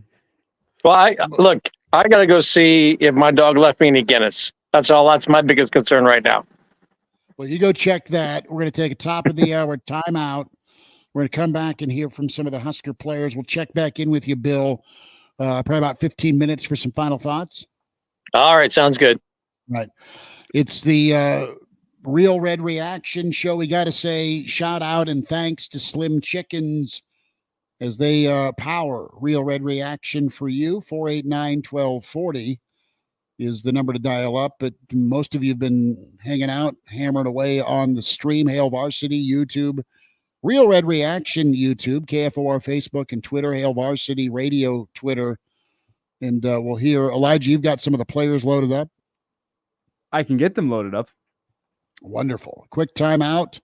As it's 8 bells, we'll hear from a few of the Huskers, Dylan Raiola included, on the other side of this. And Bill Dolman, Elijah Herbal, myself, Chris Schmidt, some final thoughts as we'll get you into this 8 o'clock hour here on KFOR, KFORnow.com.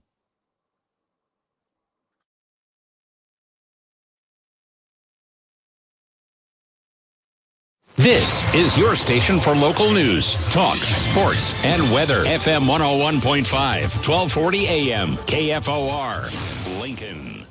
ADHD. It's the child who can't pay attention or sit still in school, right? The answer, maybe yes. Attention deficit hyperactivity disorder, or ADHD, can be complicated and it can last a lifetime. Living with a condition can sometimes be a challenge. It may take years to accept a formal diagnosis, and it's not always easy to find the right treatment plan. Did you know that up to 75% of children and adolescents with ADHD have at least one additional mental health condition that also requires a comprehensive approach to treatment? ADHD guidelines were recently updated to reflect the need to screen for associated disorders. Be sure to talk with your child's doctor about proper screening and visit moretoadhd.com for additional information. That's moretoadhd.com. This message has been brought to you in partnership with ADA, ACO, and CHAD. Every 2 minutes, a woman in the U.S. is diagnosed with breast cancer. And in that split-second moment in time, her life changes forever. The toll of breast cancer is great. The need to support those who are battling the disease today is even greater. And that's why when others look away, Susan G. Komen leans in. We're fighting alongside patients because we know one moment can change a lifetime. Fighting breast cancer takes funding for research to discover the next new treatment, providing access to quality and affordable health care, and people willing to take action by raising funds and raising their voice to advocate for others. United by hope, we can end breast cancer. Join our fight. Save lives. I was in the hospital with my son for 18 months. When he got injured, I wasn't prepared, but I knew I had to be strong. When I was told about John's injury, I was in complete shock. I just remember rushing into his room and giving him a big hug and letting him know I was there.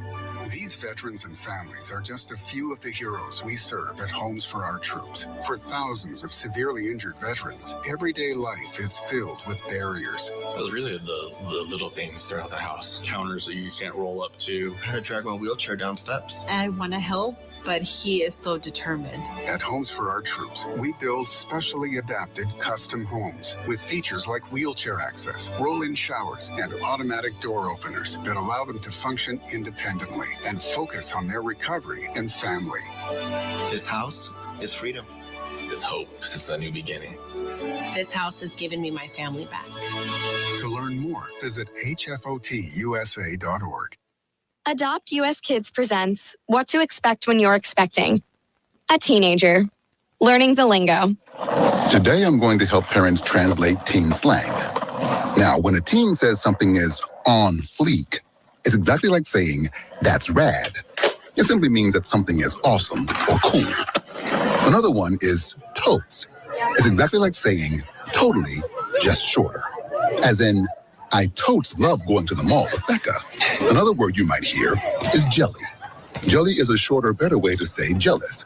As in, Chloe, I am like so jelly of your unicorn phone case. You don't have to speak teen to be a perfect parent. Thousands of teens in foster care will think you're, rad just the same. To learn more, visit adoptuskids.org. Anything goes. Anything can be said. The Real Red Reaction Show is live now on KFOR. Thanks to our friends at Slim Chickens, 14th and Pine Lake, 84th at Old Shady, Hooksy and the crew at Slim Chickens, making it happen. You're on your way back from the old ball game. Maybe you're settling. Maybe you're pouring a Guinness like one Bill Dolman. Get some wings, get some chicken fingers, get a salad, get some dessert. It's all good for you as we will dive in to some of the player audio. We heard from Matt Rule a little bit. Bill's situated. He's in his studio, which is nice. Timeout. Bill needs a timeout. That means he needs to pour his Guinness. Should we fire up Dylan Raiola here? We have Will on the line first. Oh, Will. Thanks for calling. Will, welcome into Real Red Reaction. Go ahead, bud. Hey, how you guys doing? Good, man. Thanks for listening. Always better after a win, right? Yeah. I'm still this was our easiest part of our schedule, so I only see one more win. I predicted 6-6 before the season, and that's what I'm sticking to. That's fair. No, I hear you. I would say I don't know if what we thought preseason about this run of games was what it ended up being. Whenever you have an undefeated Indiana, an undefeated Illinois, an undefeated Rutgers, like Ohio State is Ohio State, but I think you can look at some of those games late in the season and say, you know what, those teams aren't where we thought they'd be with Iowa and Wisconsin and maybe UCLA, depending on where you were with them. I think the context may have changed a little bit. Yeah, but still, I only see one more win, which is UCLA. Fair enough. Hats off to you. Will, thoughts on the play calling in the second half today? Offensively or defensively? Offensively. Bad. Fair enough. Really, really bad. I think Foley needs to go. Satterfield, he's got to go too. Bill Bush is in Lincoln.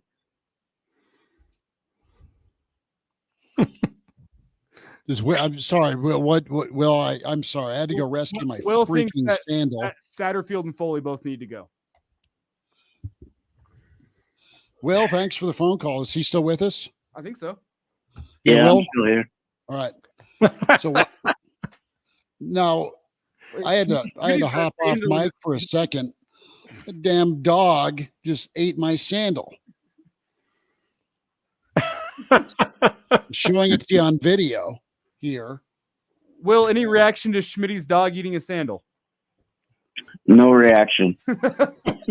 So you're making coaching changes, Will. Did I catch that right? I didn't hear Will's commentary. What did he say? Yeah, he said Satterfield and Foley need to go. Yeah, I don't think you're gonna see Sat going anywhere. I don't know about Foley. I like Easy Ed. He's a dude that loves the state of Nebraska, but his unit needs to perform better, that's for sure. All right. See you, Will. Appreciate it.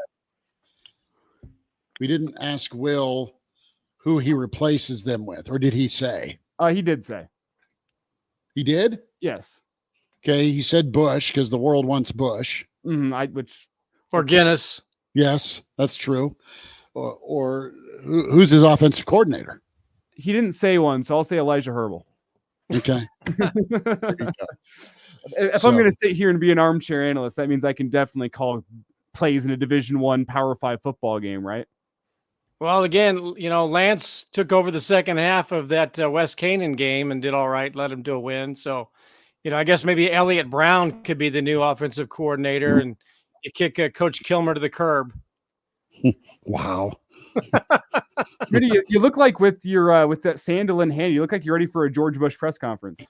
Dude, I am not happy. Neither was that one reporter, right? No, but I mean,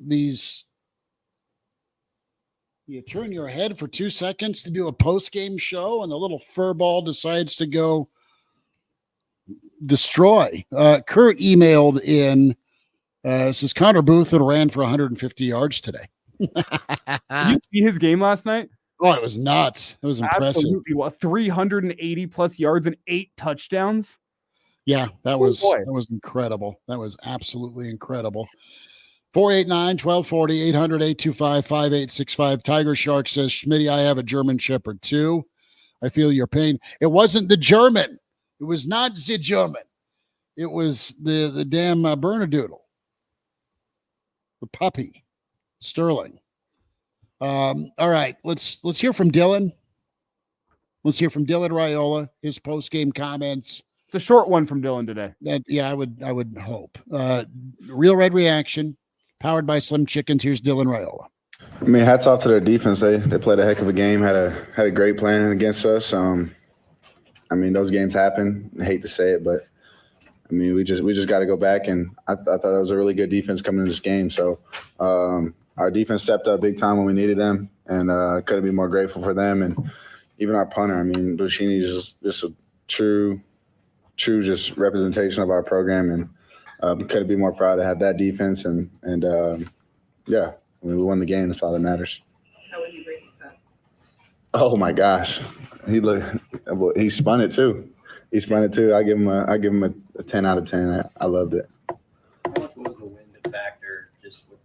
trying to do out there today?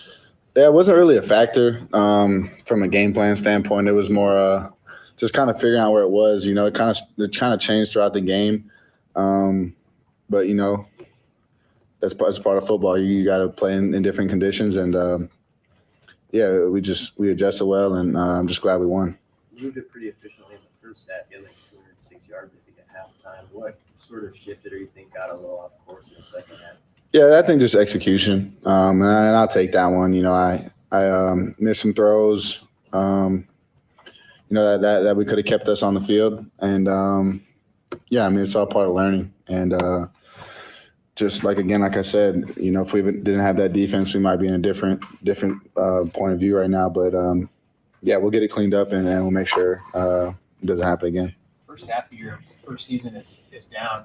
How much do you think you can take all of these? You had so many different experiences. How much do you think you can take all of that and build from it and learn from it and go into what's next? Yeah, I think it's huge to have this bye week and kind of reflect on all our games we played so far.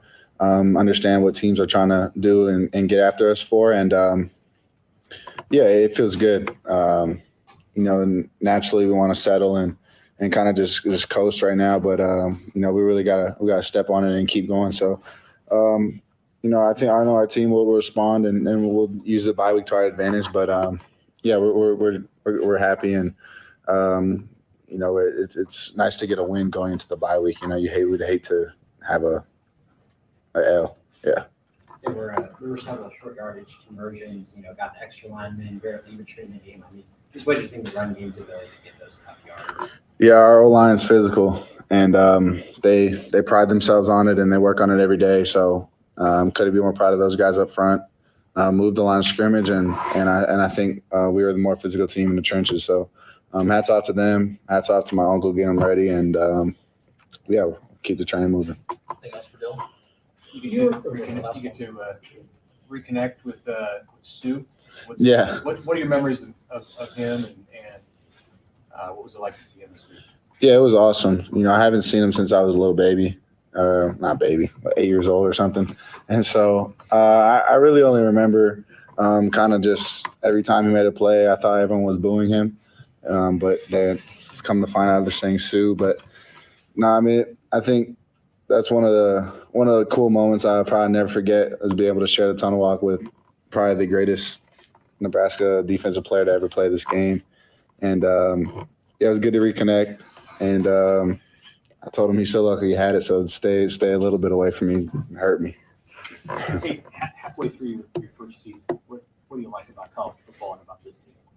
I love the games that come down to the wire. I mean, you know, it's a fun situation. You practice and you train all off season for it, and you know, the Big Ten's a physical conference, and I think they can compete with anybody. And yeah, it's all about learning right now and cleaning up next stuff for next week, going into the rest of the season. But proud of our team, proud of where we're at, and you know, we keep pushing.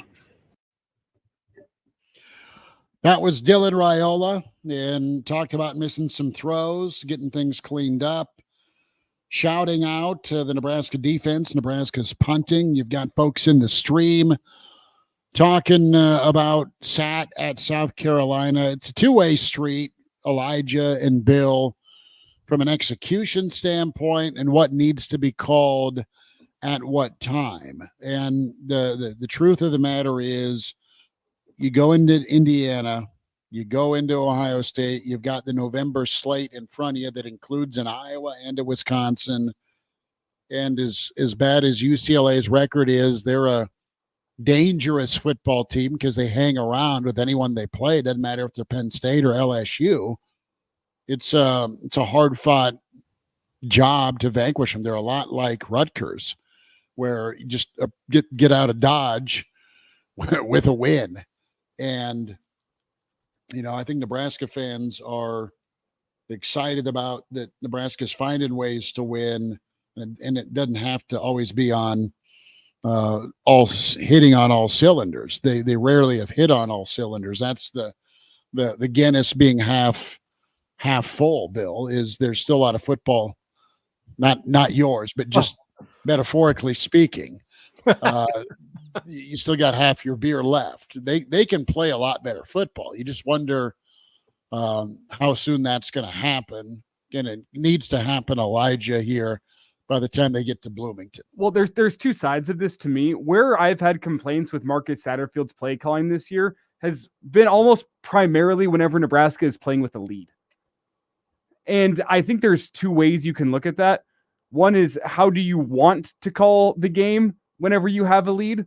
And based on your personnel, how do you need to call the game based on how you lead? I think there's a bit of a disconnect right there, because I think in an ideal world, Nebraska can play like Michigan and Wisconsin of old, Iowa of old, those teams where everyone in the world knows you're running the football, you hand it off, and you still pick up 5 or 6 yards. I don't think Nebraska's at that point right now. And that's why I talk about the creativity in the run game, because you need to be able to find a way to find a rushing attack whenever people know you're going to be running the football. Nebraska wasn't able to do that in the second half. No, I don't blame him for running the ball on first down or second down, or whenever you're behind the sticks. Better production and better efficiency at it. You want better production, better efficiency, and you see the creativity in the run game whenever Nebraska is locked in a close game in the first half. You talked about the Bonner handoff. You mean, you have the one on I think it was 3rd and short, where you bring Heinrich Harburg into the football game, handed Dowdell the eye candy with Harburg, pulls a linebacker, and you pick up an easy first down. Like, he's shown the ability to have creativity in the run game. That has gone away whenever Nebraska has picked up a lead and they're in a second half and they're trying to ice the game away. It's offensive play calling that is playing to not lose the game, as opposed to going and playing to win the football game. And I think based on your personnel, if you want to go out and win football games, you need to be a little bit more creative with your rushing attack whenever the defense, just based on down and distance, knows that you're going to be running the football. Bill, the reality is Nebraska's offensive line, while had a decent first half, it's not a offensive line of yesteryear where you can just line up and just mash somebody in the third quarter, in the fourth quarter, to Elijah's point, where they know you're running it and it doesn't matter. You're not there yet with this run game, with this offensive line. They've been fine, but they're not a dominant line. The reality is Nebraska's 5-1.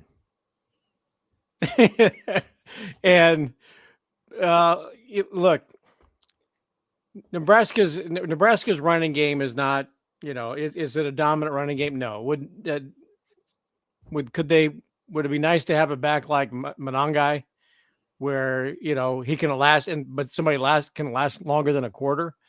But you've really felt during the course of the game like he's a threat, and you could see where he is able to get yards after contact. Nebraska just has not had that this season, and that just may be the way it's going to be until those young pups on the offensive line that they've recruited the last couple of years grow up. Nebraska's offensive line is what it is. I think it's not bad. Today was their worst pass protection, but maybe that was in part because the secondary was good enough. But I look at it. Wow, Nebraska is 5-1 on the season. They're 1 win away from going bowling for the first time. And when they get that 6th win, you are going to have every chamber of commerce that has a bowl game in their community begging for Nebraska to not accept their opportunity to play in the college football playoff, because they know there's going to be 60 to 70,000 people who are going to show up at their bowl game. So look, I look at it at this point going, they are what they are. They're not every win's going to be pretty, but they're winning games. A year ago, we would be talking about 21-7 losses, right? And they won a 1-score game today, and they're finding. I mean, I hate the cliche finding ways to win, but Purdue wasn't pretty, but they scored 28 points in the second half against Purdue. First half was terrible. I think the reason why the second half wasn't so good today was because Rutgers is pretty well coached. Right? They smoked Colorado. They did what they needed to do against Northern Illinois, and UTEP turns out to be terrible. That's not a big surprise. So, look, they're 5-1. A year ago, we'd be, the last 20 years, we would be, begging to be nitpicking a 5-1 team as opposed to 1-5 and bitching about if they just had not gone for an onside kick at Northwestern, maybe they have another win. Right. But that's where I'm at right now. Look, there are some questionable play calls, and they're not getting a lot done necessarily in the run game. Dillon had an off day, throwing the football.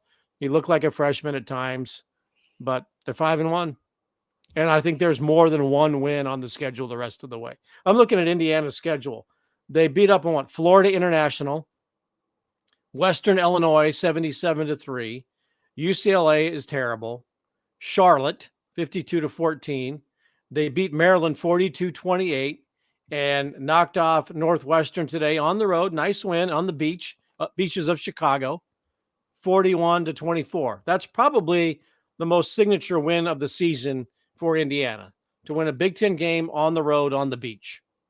So they're 6-0. They're carrying a lot of momentum into they've got their bye week. They've got a week to prepare for Nebraska, and they're going to look a lot at what Illinois did, but probably more importantly, they're going to look at what Rutgers did today. Now, can they match that? I don't know. Fair enough. More of your comments coming in. As there's thoughts on Indiana, there's thoughts on more on Satterfield. Yeah. Hey, you want to talk coaches? They're already talking about replacements at Florida, and I brought it up 3-4 weeks ago. James Franklin and Lane Kiffin are the two most prominent names for the job at Florida. You want to get nervous, Nebraska fans? You'll be begging for 14-7 wins. Right? No, I get it. How about let's spend a second on the party that's ensuing in Nashville. The Cumberland River has goalposts in them now. How about that? You want to see the world of college football at its finest? The drunkest game of the year a year ago or a week ago that cost Elijah and I $500. Bama in Georgia, that Butte. And then a week later, you head on down to Nashville, and your defense gives up a 40 burger to the Fighting Commodores of all places that are a much better football team. I'll give them that. They've played well this year, and they're going to be ranked next week as Bama goes down in SEC play. It's hilarious. Hey, SEC Shorts on YouTube is going to be lit this week. Oh, it's going to be so good. If anybody hasn't seen SEC Shorts, that's one of the best, 5-minute YouTubes of the week. So that's going to be awesome. Yeah. Now, Game Dogs ride the old Georgia hangover for Bama. I get it, but hangover is one thing, but you can't lose. You can play awful, can't lose. Let's spend a minute on James Williams. I mean, that dude was big time. 2 sacks last week. He's a guy, along with Prince Will, that Illinois took a little bit of an advantage of, right, with the old NASCAR package on the third downs. Those guys were big last week. They're big this week, as he had 2 more sacks, was pretty emotional on the sideline. Not sure why. His teammates were all around him, which was cool. But James Williams, man, a force. Jamari Butler was nice, and I know Polar Bear and Ty both went nuts. They were so good. They were fun to watch today. You mentioned James Williams. He actually had a post-game interview with the radio network kind of explaining why he was so emotional after the game. He just kind of talked about his journey, the journey from JUCO up to college, everybody doubting him, nobody taking a chance on him, and then Nebraska finally taking a chance on him, and he went back to some of his fall camp struggles last fall where he didn't know if he was going to make it, and now he has a moment like that today where he has what is probably his best game as a Husker. The Northwestern game was the coming out party last year. I think this was his best game as a Husker. Just kind of that full circle fulfillment moment is kind of what made it so satisfying to him. That's awesome. That's so good for him. Any more players? Just a thought on that. There's something Jared Tomich-esque about him. Sure. Tomich was a guy in St. John, Indiana in the early 1990s that was either going to go to a junior college. Purdue didn't want to let him walk on. Going to go to a junior college or work in the steel mills of St. John and Gary, Indiana. And I think it was Dale Peterson, a former Nebraska assistant strength coach who was the high school strength coach in the Chicago area. I don't think he was his, but he knew this guy and he knew how hard a worker he was. calls Uncle Charlie McBride and says, you ought to look at this kid. He really works hard and he's tough. And Tomich walks on at Nebraska, becomes an All-American. One of my favorite Huskers of all time. You know, I got a chance to be around him and the Peter brothers and those guys. And to see James Williams, a little bit different. The story is similar, but he's a little sleeker than Jared. You know, Jared was more of a fullback, and Williams seems to be more like a tight end. But anyway, but to see somebody get a chance like that at a place where players have always kind of gotten that chance, you know, we all know the walk-on stories for many, many years, dating back to I Am Hip, you know, the Makovicka brothers and, you know, every small town kid from Nebraska that walked on and he's not a Nebraska kid, but this is the place where guys like that have gotten the opportunity that nobody else was going to give them.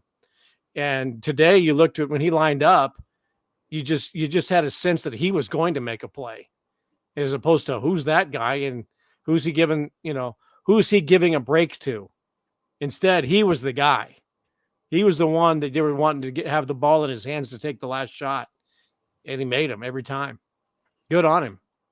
No, it was huge. Him coming off the edge, it's added to his moves, so to speak, that repertoire, and did big time work off the edge. Nebraska was just dominant in the trenches, and I know Rutgers is maligned a little bit for their defensive ability to stop the run. Well, on the offensive side, it was a team that was supposed to run for, you know, over 200 yards today. Didn't at all. Their quarterback was a mess. Black shirts ruled. Let's hear from Ty Robinson. Let's sneak him in as we wind down the Real Red reaction. You have something? No, I just need to get that ready to go. Okay. I had Bushini ready to go, so if I need to Bushini, Oh, I have that. well, Or let's hear from Boom Sheeny right now, as he, like many of us, have back issues. How are you feeling? All right. How are you feeling? I'm peachy. Nice. Head back. All okay. Yeah, I'll be fine.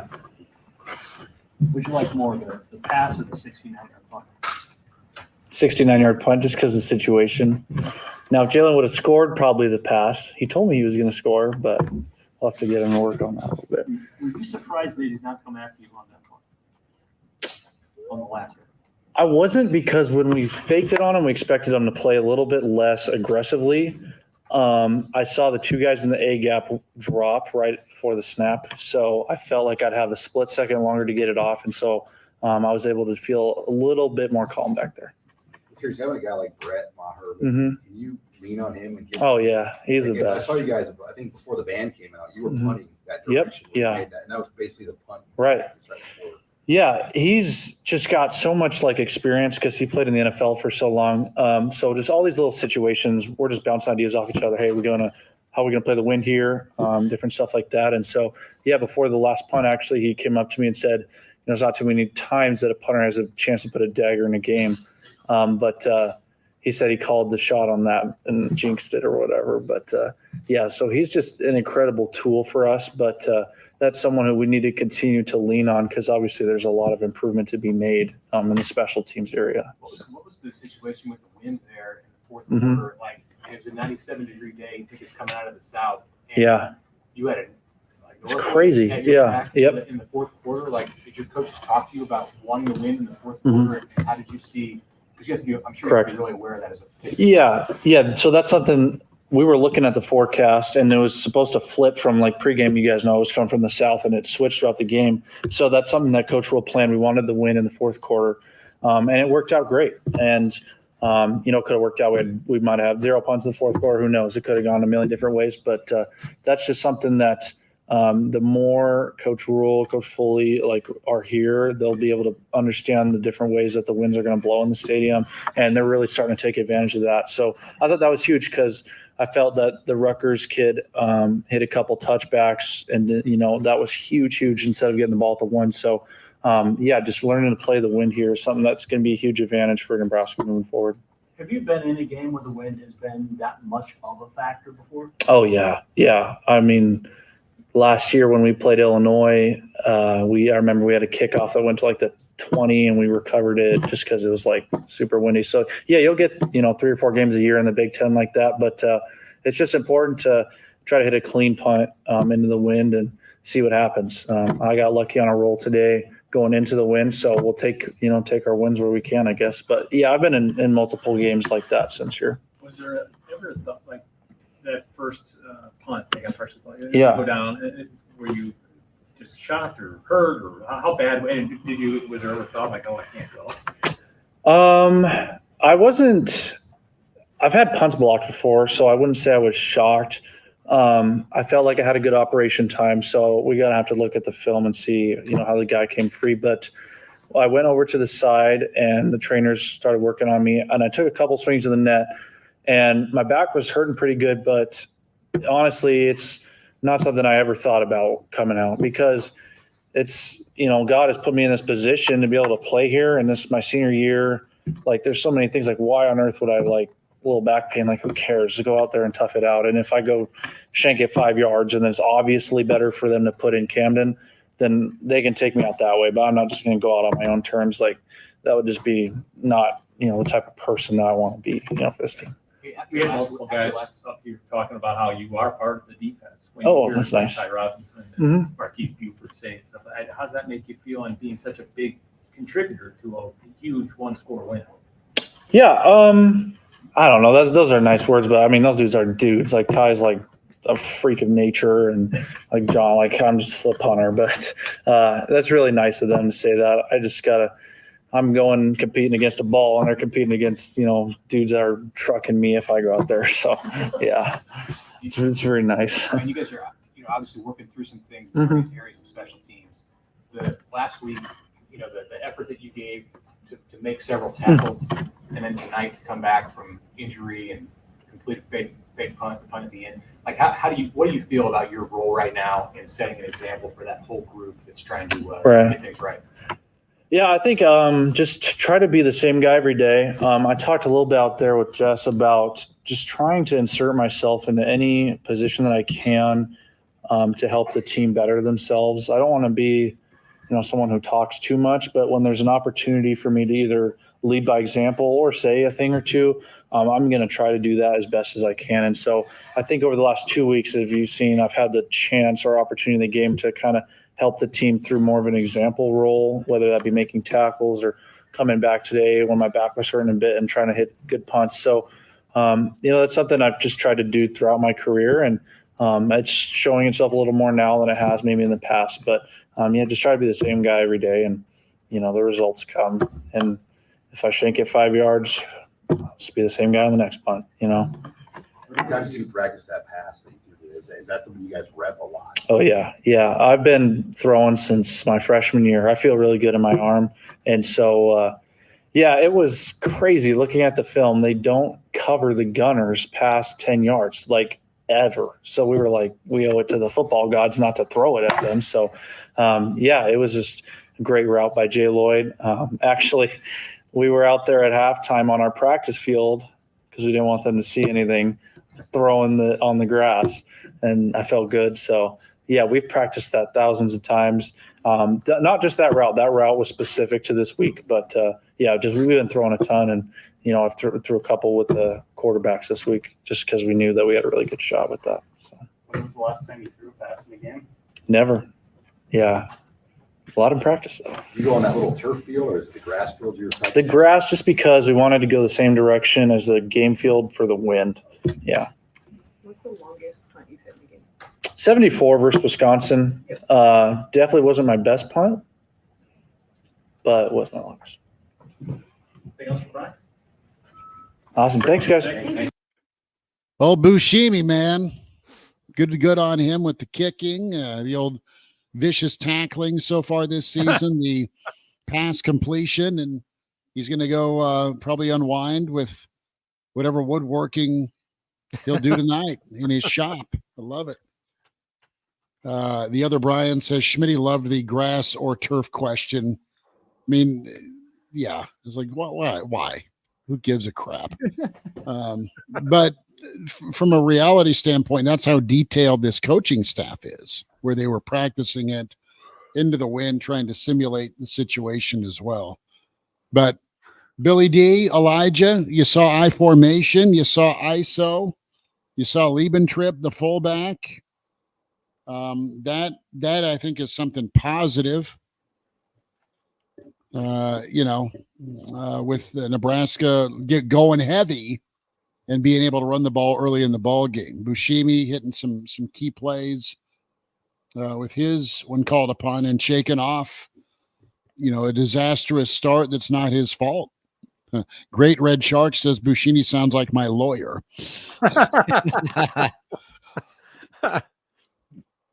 Better call Bushimi. As we kind of start to wind down this show here, as we near the 2-hour mark, and I know that the KFOR bosses will start breathing down my neck if we go too long on this show. Can we tie in before we say goodbye? Oh no, we'll say goodbye when we want to say goodbye. Like that's on fine. air. Yeah. I will say, like, in terms of results, though it doesn't necessarily feel satisfying the way it happened, you are 5-1 as Bill laid out, and that's a blessing based on what we've seen the past couple of years. And also going into a bye week, plenty of things to work on still for this Husker football team. Plenty of things to improve upon. Plenty of tape that you can look at and say, these are things that we can get better at through the bye week. Because that's what the bye week's all about. It's about resting up. It's about getting healthy, as a bug flies into my eye here in the studio. Resting up, getting healthy, but also self-evaluating what you've been through the first 6 games of this season, really being able to take a comprehensive look at that and improve things coming out of the bye week. You have that opportunity. I mean, there's a lot of things to work on from this football game, a lot of things to get better at, specifically on the offensive side of the ball with special teams. And you have that opportunity now to rest and recover, get back, get yourself right, and be a better football team whenever you head out to Bloomington to take on Indiana 2 weeks from today. I hope in the off week, because as you mentioned, Schmitty, they've utilized a fullback. They lined up in the eye. Maybe over the next couple of weeks, they'll work on the quarterback reverse pivot down the line option as well. I'd love to see a Raiola try to pull that off like Turner Gill did circa 1981 through 83. Dylan under center, step back, reverse pivot, go down the line, and then decide whether or not to pitch the ball. You think we'll ever see that in the next 3.5 years, 2.5 years? No. just on video. Just on video. Gray Woman 79 nails it. 5-1, way better than 4-2. Hey, I think people probably had a thought that, you know what? They've led 14-0 the whole game. They allowed the touchdown. Here we go again. They're going to bust one. And instead of having the guy bounce a sure touchdown off his face mask, he's going to catch it this time. They're going to go for 2, and they're going to absolutely steal one. And I was whining to Elijah about that before we jumped on. It's like, dude, there's no business, there's no world that this can happen in, where Nebraska's defense dominates all game, and they, Indiana, I should say, Rutgers makes a couple of plays to tie this damn thing. Yeah. And not just tie it, that they go for 2, and one guy gets that 14, gets that last burst of energy and sneaks in, and it's 15-14, and like, what the hell happened? But we've had a lot of those what the hell just happened moments over the last, I shouldn't say all the 20 years, because the Pelini years were pretty good, but over the last 5 years where you're dominating a game and the punter punts it away from coverage, or the wayward Illinois punter runs for 48 yards. And just how in the world did you just lose the game? And I look, when they got the ball with 5 minutes to go or 3 minutes to go, I could just see them launching one, and a guy, instead of it bouncing off his face mask, it lodges in his face mask, and he runs in for the touchdown. They get a 2-point conversion, but maybe those demons have been exercised. Right? Maybe those demons have been exercised, and Nebraska can actually pull off a win in a close game, which they did today. They're getting more comfortable in these moments. They were comfortable last week. They were at ease this week defensively, going out there and maybe they'll get it figured out on offense. Elijah, do you need some sort of station separator here to send KFOR Now back to other programming? I am currently unclear on how I'm going to do that. I have some texts out, so I'm hoping that people get back to me. Okay. Just go to Art Bell. Yeah. Art. Run Larry King. No kidding. Be a little difficult now unless Elijah dusts off the Ouija board. Yeah. As I look up here at the log, I have confusion, so I'm crossing my fingers that somebody out there will get back to me. If not, I hope somebody else will figure it out. This is above my pay grade. We'll have some final thoughts. Can we run Ty Robinson real quick? I need to get it edited, so can you fill 30 seconds? No, yes, absolutely.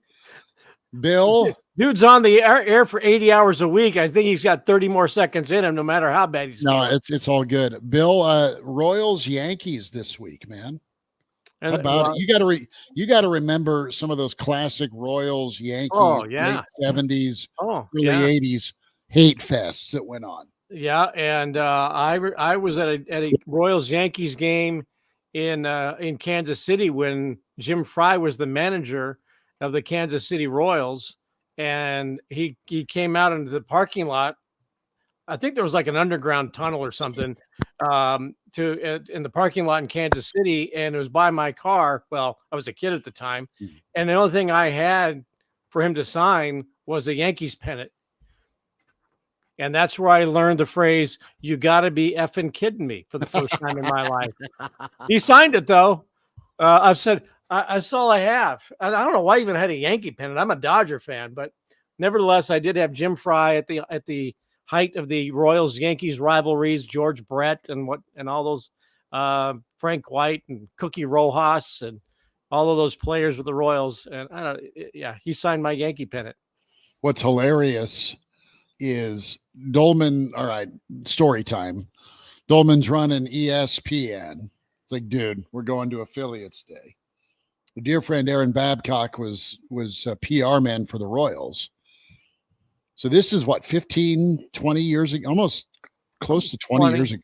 Yeah, close to 20. So Dolman's like, we're going, dude. So we go, drive down, and Dolman brings some equipment, so technically we can air quote work. So we did the Average Joe show from a suite, and Dolman was kind enough to let me ask a question to the GM at the time, Allard Bayard. And the question I asked, and Dolman just still, I can see this look, he's burning a hole through me. I'm like, why the hell did you sign Juan Gonzalez? Guys, 50, all right? You can't pass the test, allegedly. And his head snaps and turns and looks at me. He's like, dude, that's why you don't ask questions. Ask the GM without warning on live radio. How you signed Greg Jeffries and Juan Gonzalez? The guy comes down to meet the affiliates and play nice, and Schmitty drops doing hard copy on him. Yeah. But the funniest part though is, and we love him, Denny Matthews. Dolman's like, watch this. Denny will be in the parking lot in 30 seconds before the fly ball is caught to end the ball game. Paul Spildorf used to tell me that Denny's goal was to be in his driveway before the post-game show signed off. It was funny. It all came to fruition because he sprinted out of there in his khakis. That was too fun. But yeah, Royals Yanks. It's good when postseason baseball has some hate. Yeah. Royals Yankees Dodgers right now. Ohtani went to right field with his first pitch, and good. Homeboy did the mother of all bat flips. Good. Yeah. I'm a Dodger fan because, Southern California and Southern Nebraska, very, very similar areas. So it's kind of a sister, situation. But yeah. Anyway, guys, we have Ty Robinson. We've had did we filibuster long enough for you to do that? Meanwhile, you've got people in the stream who are wanting to hear Neil Bortz, Sally Jesse. I didn't know she had a talk show back in the day. But Art Bell used to own the airwaves on KFOR. But Well, let's go with Ty hon- Robinson. full honesty time, I had Ty Robinson ready to go like a long time ago, but you guys were into this conversation. It was very intriguing, so I didn't want to cut you off. No, that's fine. Love it. All right, here is Ty Robinson before we wind her down. Yeah, it's definitely top 5 moment. I just think it was awesome to see the guys as we huddled up. Everyone was in the same kind of mentality mode, whatever you want to call it. Just saying, we don't care. We're gonna go out there, and we're gonna show what kind of defense we are. And I think we proved today what kind of defense we can be. To James Williams, not the biggest guy, but how does he do what he does out there? Just through effort. I mean, the guy is constantly going. I mean, even at practice, we got some of the best tackles, I think, especially when we're going one-on-one pass rush in team scenarios. And, just his work ethic. I mean, it's just awesome to watch him go out there and do his thing. And especially since he's so open to learning from us older guys and Coach Knighton and Coach Rule. I mean, he can't get enough. So just to watch him go out there and see his hard work, come to fruition and see him do what we knew he was capable of ever since, we first signed him when he came here is awesome. It's awesome. How motivated were you guys to stop an young guy? He had about 60 in the first quarter, but then he had nothing the rest of the way. What was your game plan to kind of slow him down? We knew what kind of running back he was. We knew he was probably going to be one of the best running backs we've seen. Last week in practice, I think Kenneth Walker deserves the biggest shout out of them all. Scout team running back was running, just as hard as him, if not harder, and allowing us to go live this past week for 2 days against the scout team offense. Those guys made it fun and competitive and got us really, going for this weekend. Can you say about Buschini and that 69-yard punt just before the last series and then how that impacted things? Well, Buschini is technically, part of that defense, right? He's doing his part of helping us pin them down in their own 10-yard line, right? And that allows us as a defense to go out there and play a little bit more loose and more free because we know they got to drive, 90, 80 yards to go score a touchdown. So to watch him go out there and, battle through the adversity was really awesome. And it just kind of shows the character of him and, just like that mentality we have as a team. Because, that's all throughout the team. He's just done a great job at, showing it. You guys want to give him a black shirt after that? Yeah, we might have to. Getting so many fourth down stops, did you kind of see their offense kind of like demoralizing, just like, oh, here we go again, we got to get it, and then you guys just pounded it out? That'll do that to anybody. I feel like if, an offense keeps getting, those fourth downs, it kind of, makes the defense have to think a little bit harder of how to stop it. But, the same thing goes to them. They were a hard physical team up front, and there's no doubt about that. I have a lot of respect for those guys. I just think, our roster just decided to, play a little harder or whatever it may be. I had a lot of fun going against those guys. How'd you guys feel going out last drive, 2 minutes left? They had a long field to go. What was the vibe like in the defensive huddle? Well, I think the events, early in the game, all the big plays that were made, the 2 interceptions, I think we had 6 sacks tonight.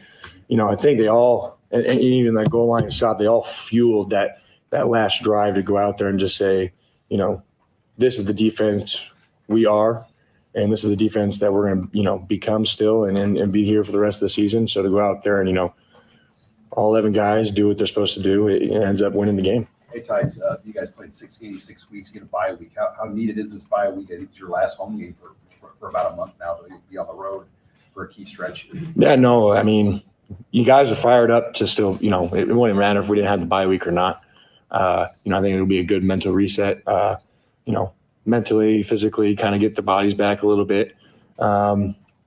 I know I'll need it, right? But, it's still going to be the same preparation for us, going against Indiana, 1-0. We're going to enjoy this 24-hour rule, right? And then, come tomorrow, watch the film, see what needs to get done, and then, execute that stuff going on this next week in the practices we have. After what happened at the end of the Illinois game, how you guys played these last couple of weeks, not that you have to prove anything, but what does it validate these last 2 weeks about the defense as a whole and maybe the team as a whole? Well, I think I could say this is that we were, disgusted and kind of disappointed in ourselves after that Illinois lost because, that's not who we are.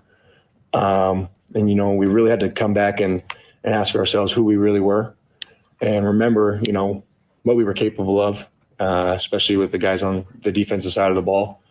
But to watch, all aspects of the team kind of come together and show that we all can do this together.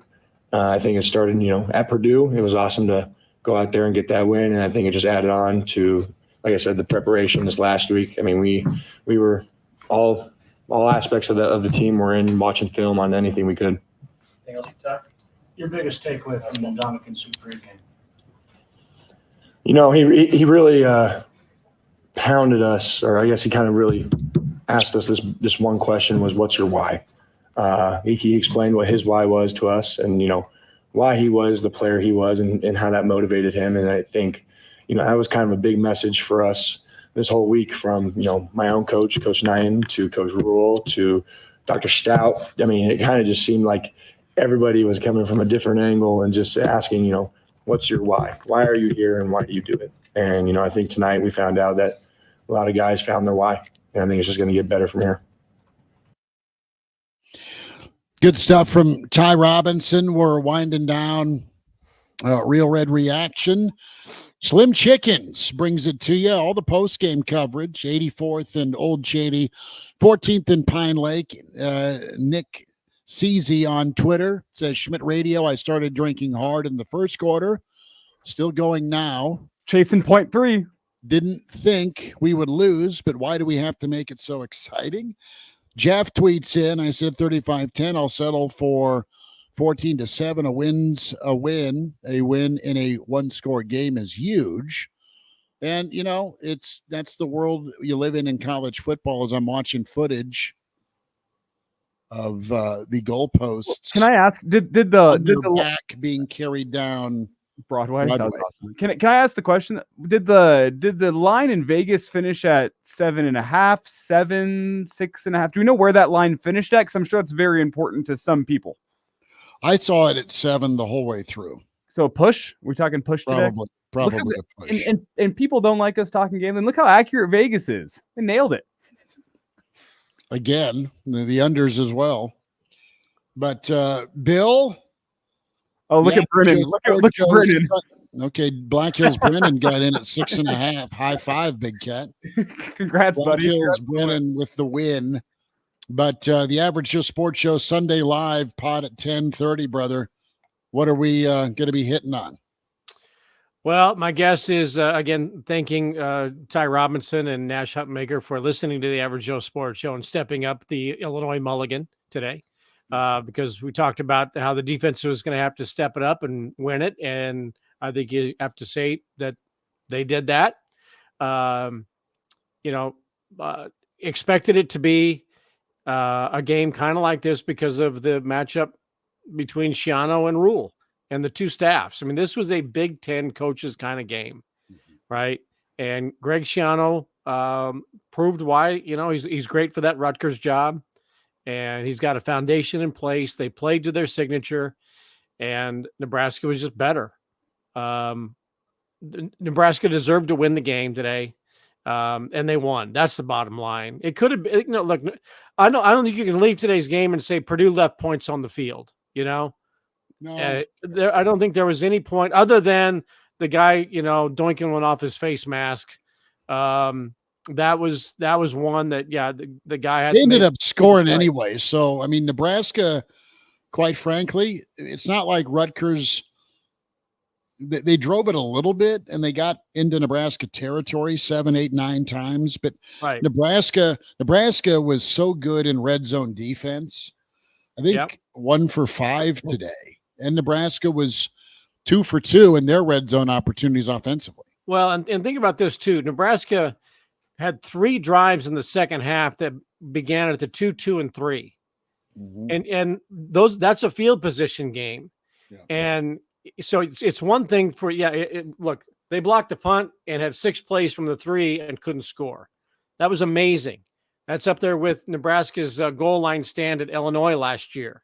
Van Poppel was in on both of those, right? But for Nebraska to have such poor field position and have to punt and give Rutgers good field position for the most part on those, although I think maybe Buschini had a pretty good punt on one of them. They on one of them they started at the 27. Right. And so punted a from the lot of times when you see those multiple drives that are inside the 10, inside the 5, and it becomes that field position game, that eventually that breaks and that leads to points. And that didn't happen. I'm as impressed with Nebraska not allowing points when they were losing the field position game on starting drives.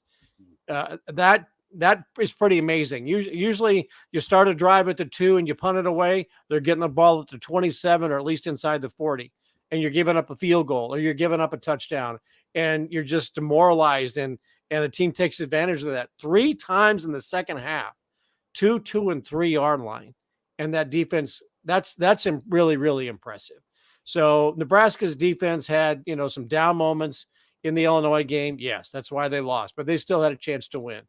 But they shut down Rutgers' run game. I expected them to throw the ball 25, 30 times, which they did. They harassed Callie McManus or their quarterback, whatever. So, look, I think Nebraska played really, really well defensively. They've got a week off. They've got a lot to work on. Special teams still have to get better, but Buschini in his own is a weapon. He's the best punter in the Big Ten, and he ought to be an All-America consideration. And so that's a positive in the special teams in the kicking game. But they've got a week off, and Indiana, like I ran down their schedule. They're 6-0, and based on the teams that they've played, they should be 6-0.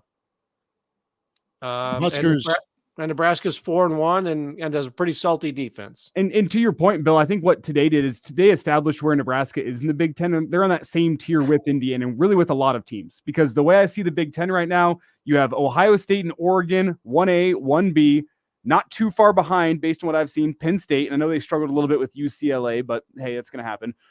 And then I see about 8 to 10 teams in that group below that where any one of those teams, I think, could be any one of those any given Saturday, just depending on how a game plays out, things like the weather, if a team shows up to play, where the bye week is at. I think Nebraska is firmly in that next section of teams where it's just, you know what, any given Saturday, anything can happen when 2 teams from these areas of the conference meet up. And Nebraska's there, Indiana's there, Rutgers is there, Illinois, Iowa. I mean, there's plenty of teams in that level of the Big Ten. And I think all of Nebraska today was firmly established themselves as, you know what, they're in that category between 4 and 12 probably. And they wanted to turn college football into the NFL, and the Big Ten is the perfect example of that. I don't think the SEC has that kind of parity beneath their top 4 teams, but look, this is what they wanted to turn college football into. And people have to be happy with 14-7 wins, 28-10 wins, and you win and you move on. It is not like the old days. Alabama's found that out today.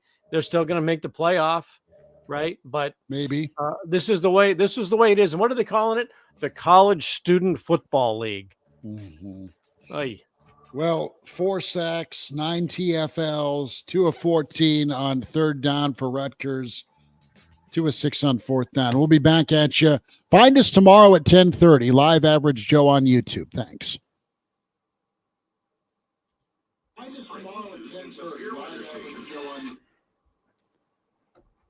we keeping it rocking on the stream, or is this just the end? Oh, if this is just the end, I didn't know if you want to make any final I'm thoughts. impressed you got it. We got it to the top of the hour for you. So that's why we do what we do. Yeah, that was really big. So is that the end for us? So for those on the stream, that's how you do it. You just filibuster till the top of the hour. Well, we still have almost 3,400 people watching.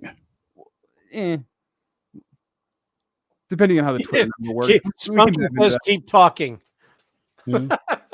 Well, let's just take it right into the Average Joe Sports Show tomorrow morning at 10:30. Tell your friends and subscribe. Yeah, I do want to watch the UFC fights tonight and some other college football. There's some good games. We will say fare thee well. We will say much love to everyone in the stream. Yeah, got to leave a little meat on the bone.